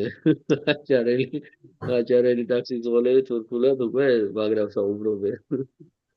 ცოტა რუსული უჭირთი. რუსული გვიჭის, კარგია რომ გვიჭის, მაგრამ ეხლა ლექსო იმდენი მეზობელი მყავს რუსი, რომ აი ძალით მასწავლია რა. ნუ მე წლების განმავლობაში არ მქონდა რუსულად ნასაუბრები და ისე საბავშვო ბაღიც და მესამე კლასამდეც რუსული სკოლა იყო და იქ დავდიოდი რა მექნა ჩემი სახლის გვერდზე ეგენი იყო იქ ცხინვალში. ხო და ნუ ენა მაქროფია ადგილები. არ ვლაპარაკობდი მაგ ენაზე წლების განმავლობაში. ცდილობ რომ არ ვილაპარაკო, მაგრამ აი გაიძულებენ ნატოში ძალიან ბევრი რუსია. ამ ბოლოს ამოვიდგი ენა. ლექსო მე მაინტერესებს შენი ერთფეროვანი მუქარის პერიოდი როგორ ინარჩუნებ მოსახლეობიდან იმ დაგვარს ღებულობ სულ? შეხედე ის მაქვს ცდილობ რომ ერთი და იგივე წარმოებლისგან ავიღო ყოველ წელიწადს. ყავს ერთ და იგივე წარმოებლები. მაგალითად ეხა შარშან რო წაბლი მქონდა აჭარაში წელს ისა ბოდიში შარშან ღია იყო რა, აი ღია იყო რა. რო ვაძლევ ეხა მოხარებს წაბს მეუბნება ეს ღიაო, რა უქნა იგივე ადგილას აღებული წაბლი. ხან არის რომ ერთ ადგილზე მაგალითად აქვთ მუქი თაფლი ერთ წელიწადს, მეორე წელიწადს ღიაა, მაგრამ მაგას ვაბალანსებ კახეთიდან ჩამოტანილი თაფლით. კახეთში მუდმივად ერთი ფერია რა და ერთი გემოა. ცაცხვი დომინანტია. კახეთში. კი ბატონო. ცაცხვი თაფლი დომინანტია და ეხლა ანუ გადაარევასაც წარმოებ თვითონ. როგორ? გადაურევ ერთმანეთში? კი ბატონო. ძალიან მაგარი კომბინაციები შეიძლება მიიღო გადარებით რა თუ დაამოღამეთ ძალიან მაგარი კომბინაცია მე ერთხელ პროსტა გადაურიე შემთხვევით და ისეთი მაგარი გემო დამიჯდა მეთქი ეს რა უცნაურია ხო, მაგრამ ხშირად იმაშება რეაქციაში შედის ერთმანეთთან და იჭრება. კი ბატონო ძალიან იჭრება ძალიან ბევრი თაფლი მაქვს გაფუჭებული ეგრე, რომელიც აი მხოლოდ ხა და მხოლოდ ჰომოგენიზაცია გაუკეთე და თუ აიჭრება დაინახავ აი პროსტა გადარებით აიჭრება რა და ურიო აი, კარგად ხო მაქვს ჩემი მანამდე ტონა-ნახევრიანი ჰომოგენიზატორი. მაგაშიც ესე 40 გრადუსზე შემთხვარ თაფლები მომიხვედრები ერთად და გაბაცდა. აი ავისფერი რო ხდება, აი ეგეთი. პაპუნას მოსდის ხოლმე ეგრე კიდე ლაბოდერში. რაღაცა თაფლი, რაღაცა მცენარე აქვს. იქ კი ბატონო იქნება ეგეთი რომელიც ვერსიები აუცილებლად რომელიც ვერ გამოვიცანით რა მცენარე აქვს და როგორც კი გადაურევს ჰომოგენიზატორი აქვს პატარა 200 კილოიან თუ რაღაცა ლისონის და როგორც კი გადაურევს დამირეკავს ვინო ისევ გამიყავის ფრთან თაფლი რა ჯანდაბა მაგარი ტიპია ბაბუნა კაი ბიჭია კი ძალიან რამდენი წელის წინ ვეხვეწებოდი 2015-ში ვეხვეწე რომ მეთქი შენ უკვე გააქვს ანუ მოუტანეს 2015-ში თუ 16-ში და უდგეს კონტეინერი და მოუწყეს საწარმო ქონდა აღიარებული. და როგორ ჩამოასხა მე იმ საწარმოში ზის. ჩამოასხა ბანკაში თაფლი და გაყიდე. ან 50 ლარია ჯარიმა ჯერ მე და ხოდა მე და ვინ და ყველა მიცის რომ მე მე-9 საათზე დავიწყე თაფლის ჩამოსხმა რა. კი. ვერ მარიხის რა. მე-9 საათზე ვაცხავდი თავს ახლა რა მექნავს. არ მქონდა სახლი მე არ მქონდა, კარი მე არ მქონდა და რა ზუსტად. ამ მქონდა ტონობით თაფლი მე-9 საათზე ლიფტით და ლიფტი დაეწვათ ჩემ მეზობლებს, ჩემ ბედად და ის ლიფტი მე გავარემონტე და მე ნამუსიც მქონდათ. ახლა ვერ მეუბნეოდნენ რატო დადიხარ ასე შენო და დამქონდა ეს თაფლი აღლა და დაბლა და იყო შუქი ჩაქრებოდა და ხელით ჩამომქონდა და რა ვიცი 4 ტონა თაფლი მაქვს ჩამოზიდული დაფასუებული მე-9-დან პირველზე როცა შუქი ჩაქრა და უნდა მიმეწოდებინა ქსელში რა 22 დეკემბერი იყო ჩამოვზიდეთ რა მექნა ხო და პაპუნას ქონდა ეს და ვეუბნები ჯუკა მოვლენ დამაჯარიმებენ ხო მე ვთხარ რომ მოვლენ და ეგენი დამაჯარიმებენ მე ხო მანამდე ვირიხეზე გავათქო და ზუსტად 10 წლის მერე მოვიდნენ, რომ დავიწყე მუშაობა, 10 წლის მერე მოვიდნენ და დამაჯარიმეს 100 ლარით თბილისის მაღაზიაში რამე სიცი გეტყვი. ეცა ის არ მქონდა გაგრძელებული. ქვია.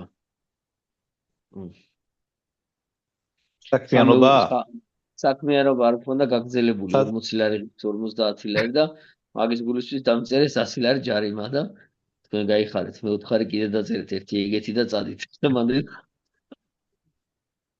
რამე კიდე იპოვეთ თქო და მე იპოვეს მალინის მურაბა ამას ეტიკეტი არ უკეთიაო და მაღაზიას დამიწერეთ მე ვთხარი ერთი ჯარიმა გული მოიუხეთ და წადით მანდ და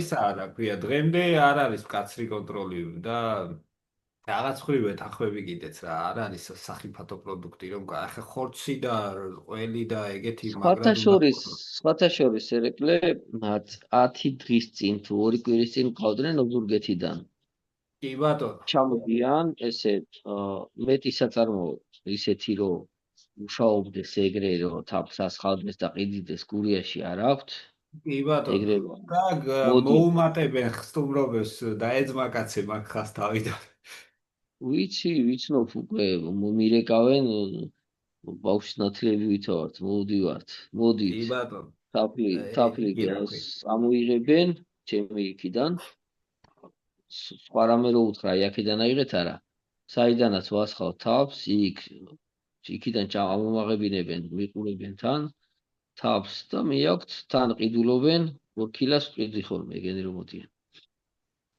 მე მეგობრე ლექსო მაგ ხას ეგენი მაინც არ არიან გადაწყვეტილების მიღები არასდროს რა ძალიან არა, ვერტიკალურად აგებული ეს სურსათის უნებლობა, короче, რავით. აი, უნდა რეგიონი მეორე რეგიონთან რეკავს, ის ზემოთ რეკავს, ზემოთ არილევია და მე უბრალოდ სამსახური და ეს აქვთ, რომ საწარმოები ფაქტურად გურიაში ისედაც ცოტაა რა. ხო და ძალიან რომ ვიღაცა რომ მოსთხოვს ხოლმე აბა რასაკეთებთო დამირეკავენ მოდივარ კი თუ ბატონო, ნავიღოთ გამოიქცევია. მოდიან ჩვენთანაც ჯერ და ეგრე იყო. բայց მოდი სალაპარაკოა ჩაწერენ, აგერ ვიყავით ბატონო ვიზიტზეო და კი ასეთ თან რაღაც. ვიდეო კამერაზე კამერას ჩართავენ ლექსო კამერა უნდა ჩავთო ახლა და ვიდი ჩართე და ჩართავს და მიდის მთელი ამბავი რა ვქნა თან კარგი ის საბა გიორგი დაგემშვიდობები მამალაძიან გივი არას ხავს? არ ვიცი ისე ვარ გადავარდნილი ამ სკეპში და საფუტკრეებში რომ ჩამოვრჩი და Facebook-ზე ვეღარ შემოვდივარ ვირასაკეთებს არ ვიცი და თბილისში მაღაზიებში მაინც ხედავდი რაღაცები და ამ სოფელში ისე ვარ ჩაჩარჩენილი რომ საერთოდ რა ერთ ცხენი ღამაკლია და всё ესე იგი ყველაფერი სწორად აკეთებ ლექსო, მასე უნდა განაგრძო. ზოგი Facebook-სია დამჯდარი და რა ვიცი, მთელი დღეა როგორ ცალია თამდენიმე არ ვიცი რა სადახულობენ ამდენ დროს. სხვათა შორის ძლივს ვიცლი, ძლივს. ხო რა ამას წინათ სურაბმა ჭავარიანმა მისაყვედურა არ დადიხარ შეხვედრებზე მეთქი ბიჭო ხوار დამესიზრება თქვენ რო შეხვედრას აკეთებთ არ მირეკავთ არ მეუბნებით შენ არ მირეკავ ალეკო არ მირეკავს გურის გაერთიანება არ მირეკავს ის არ მირეკავს და მე ხوار დამესიზრება თქვენ რო შეკრება გაქვთ მეთქი და არა ბიჭო, Facebook-ზე ხვალ არის შეკრება ქუთაისში გეგუჩი. და Facebook-ზე მათაშორის ვძებთ ზურაბ მაჭავარიანია, ხო, მოხსენებელი. კი. ძალიან მიყვარს ბატონი ზურაბი, სულ ბაბუაჩემს მახსენებს და რაღაცნაირი კაცი ესე დობრი დინჯი. ისა რა ქვია, ლექსო დაუჯერე ზურაბს. მე იმას ვეუბნებოდი მიშას, რომ ხო ხედავ მეთქი არც ეს შეხვედრაზე მე არ დავდივ, საერთოდ არ დავდივარ. საერთოდ შენ კიდე რაღაცებზე ნაყოფი ხარ, მე საერთოდ არც ეცე არ ვარ ნაყოფი. 4 მხოლოდ წლის ესე წინ ონლაინ თუ არ ეგ არის. 4 ბიჭო, ეხა წლის რომ წინ თქვა ზურაბის ვუსმინო, ეხა კი არ რა ანძღავინოს, მაგრამ უნდა ჩავიდე ქუთაისში, უნდა ვუსმინო და ჩამოვიდე და შემიძლია ინგლისურად ვუყურო, რავი, 5 ლექციას ძისაღებაზე პრობლემად და 5 საათიას რა მაგ დროში. ზურაბი ჩემი განსხვავება, ან წიგნი წავიკითხო, რა ვიცი. ზურაბ საერთოდ არ ბატონი წავიკითხო. მირეკავს 2020 წელია გაჭედილი ვარ ძალიან თაფლები მაქვს აღარ მაქვს უკვე 22 დეკემბერია და დაახლოებით 4000 კილის შეკვეთა მაქვს კიდე რა 4 ტონა მჭირდება და კახეთიდან მოვმაქვს ტონა ნახევარი და მირეკავს ზურაბი ლექსო თაფლი არ გინდა წეც მეუთხარი არ გამოჩდი შენ და რა ვიცი ხოდა 1-3 ტონა თაფლი მაქვს და ის რა ქვია თუ წაიღებ მოდი და გაგატან მეთქი კი წავიღებ ოღონდ იცოდე თოვლი მოვიდა ისეთიო რომ მე გარეთ ვერ გამოვდივარო ხო და წავედი ჯაჭვები ვიყიდე მანქანაზე და მივდივარ მეუბნება ვერ ამოხვალ აქ ჯაჭვები ვიყიდე როგორც ის პლასმასები რო იცი ყვითელი პლასმასები და ხო რაღაცა ჩემ მანქანას გავუკეთე წინას უკანას რაღაცა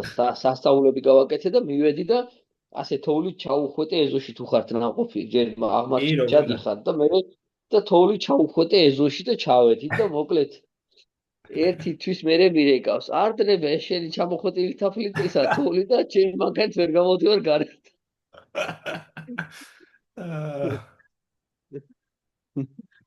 და არისო ორი რეისი გავაკეთე მაშინ მე დამათრო, მაგრამ დამათრო ზურაბა.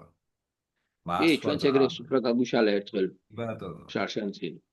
თან საჭეზე ვიყავი და ძლივს ჩამოვღოხდი. კარგი კაცია, მოკლედ ზურაბს ჩემგან ძალიან დიდი პატივისცემა. ხახო, წავიდე უნდა მე. ვიდეო მეგობრებო, კოლეგებო, ესე იგი, საქმეზე საუბარი გამოგელიათ, ჭორავთ, კარგია. ისმენდით კარგად. მეკუთვნებს ჭორავა გვიყვარს. ჩართეს ახლა მეთქი, ჩემთვის ვიზახდი ახლა რა ვართ ეს მეკუთვნე. ბიჭო, დავასრულეთ უკვე, საქმე დასრულდა. გააკეთეთ ხო საქმე? გააყიდეთ საფლი უშველეთ მეფუტკრეობას? გადავარჩინეთ. იგი რა ქვია, სამყარო გადავარჩინეთ და ეხლა დავიწყეთ თორემ. არმაგედონი დამთავრდა. იგი რა ქვია. რა ხდება ლექსო გურიაში გაყვალდა აკაცია ბიჭო. იწყებს ხო, მაგრამ ჯერ აკაციის ნექტარი არ იქნება, აი გიორგობის მერე იქნება. კი ბატონო. კი, ერთი კვირა უნდა რა, ჯერა გაკრეჭილი არის და მაგაზე რო ფუტკარი დაждდება. ავით ეს რაღაცა მეუღლებოდა სამტრედიესკენო მაგრად გაყვავილდაო მაგრამ არა იმაში რომ გამოვიარე მე ჩემთან გეგუჩი უკვე დაждდება რა აქა-იქა მაგრამ ეგ იმას არ ნიშნავს ერთი მერცხალი გაგაფულს ვერ მოიგოს ანუ ეხა ზოგი წერს რომ ნექტარი მოაქო და ძალიან სასაცილო აი ის ნექტარი მოაქ ჯერ და რა ის ყვავილობა თითოეულა ეგრეც მაო ისეც მოქონდა ხაგურია საერთოდ რაღაცა თავისთვის მოაქ ხან წყალი მოაქ ხან ის მოაქ გონიათ რომ ფუტკარი რო ვარდება ნექტარია ჩასხმული არის აშენებს ათეთრებს ჩარჩოებს არა გაჩერებული მაგით უჭირს ჯაბა რა მაგით უჭირს ნექტარი უნდა ყველაფერსა მაგას გეუბნები თუ ნექტარი მოდის მაშინ აშენებს და ათეთრებს თუ არა და რა ნექტარს დავუყო რა თქმა უნდა ეხლა ეგ რა ვქნათ გუში რომ მეფუტკრეობა დაიწყო იმასთან ღალაა დაწყებული და ეგერ ჭურჭელს რეცხავს უკვე სასტავი ხო არა ყვავილზე ზის და ჩვეულებრივად მუშაობს ფუტკარი მაგრამ ძირითადად თავის სამყაროში მოაქვს რა ფართხს რა ვიცი არასტაბილური კლიმატია დღეს ისე დუღდა ახალციხეში ვარ აქავრობა გუშინ კურტკა გვეცვა და არ ვიცი ზოგადად ძალიან ცუდად არის კლიმატის ამბავი და უცებ არ ჩააგდოს სამზებმა არ ვიცი რა გვიანი აკაციაა და მალე შეიძლება დაწვას ხელმა ქარებმა ყველაფერი კარგად მიდის ჯაბა რა ჩემი დაკვირვებით და არა ერთი არის რომ ჩემი რა ვიცი 22 წლიანი გამოცდილებით აკაციაზე გვიან აკაცია ყოველთვის ამართლებს მთიან რეგიონში. ყოველთა მოდის ძალიან მაღალი ხარისხი. ძალიან მაღალი ხარისხი. და სავარაუდოდ წელს აკაციის წურვა დაიწყება ივლისის დასაწყისიდან 4-დან, 5-დან პირველ კვირაში. აი მაგამდე გაგრძელდება. ბატონ, ჩამინიშნავ ისე ვინიშნავ ყველაფერს. გაინიშნება. ნახეთ თუ ეგრე არ იქნება. არ ვიცი, კარგია რომ იყოს, იმიტომ რომ მახსოვს ესეთი წლები. 2011 წელს იყო ესეთი გვიანი წელი, სვირში მქონდა და ობჩაში, ერთი ნაწილი იმაში მქონდა, რა ქვია, ბაღდადში და მიმ წელს რო აკაცია მოვიდა, არ ვიცი რა, ეგ რეკორდული მაჩვენებელი იყო აკაციის, არ ვიცი, ძალიან დიდი მასები იყო. ჯერ ღალიანობა გვიან დაიწყო, მერე ნაყრიანობას წავიდა ფუტკარი და შუა ნაყრიანობა გააჩერა, ვისაც ადედები ჩამოჭამა, ისეთი ღალამიცა. ესე იგი, აკაციას აქვს ორი ფაზა, ერთი მოკლე ფაზა აქვს 4 წლიანი, მეორე გრძელი ფაზა აქვს 7 წლიანი. კაროჩე, ყოველ 7 წელში ერთი სავარაუდოდ 6 ეგრეა ალპური თაფლიც ეგრე არის აბსოლუტურად. ძალიან დიდი მოსავალი მოდის რა, ძალიან დიდი მოსავალი. იგივე არის ეგ არის საქართველოს თაფლოვანი მცენარეების დანარჩენი წლები, კაროჩე, ძალიან დაბალია მოსავალი აკაციის. ზუსტად ეგრეა, კი. ყველა დანარჩენი წლები. ცაცხლზეც ეგრეა ზუსტად. ცაცხლზე. ეგ არის საქართველოს თაფლოვანი მცენარეები, ლექსო, ეგრეა, ჯავახეთიც ეგრე არის. 7-8 წელიწადში ერთხელ მოდის. კი ბატონო, ხო, ზოგადად ეზოსხილსაც თუ დააკვირდებით, მსხალი ერთ წელიწადს მოისხავს და მეორე წელიწადს ჩამებას გაგიკეთებს. ეგ არის ჩვენი ფლორა ფაუნა ბიოლოგია, ეგ არის რა ვთქვათ, ეგრეა. კი ბატონო. ხო და აკაციის სავარაუდოდ ეს წელი უნდა იყოს ის წელი, სადაც მეც ეგრე ვფიქრობ. ნახოთ აბა, ნახოთ რა იქნება თუ არ ჩამოვა. არა. აბა დაგემშვიდობებით ყველას, აბა კარგი იყო ყველაფერი. კარგი წარმატებები და წარმატებული სეზონი და ერეკლე მადლობა. გახსოვთ მადლობა. აბა მშვიდობია. აბა ერეკლე მადლობა. შეგეხმიანებ ერეკლე ერთი ხვალე საქმე მაქვს შენთან. ხო, კარგი ჯაბი. წავედი, შოთა კარგად ყველა, კარგად ხარ. კარგად, შოთას ხმა არ გამიგია, მაგრამ კარგად იყავით.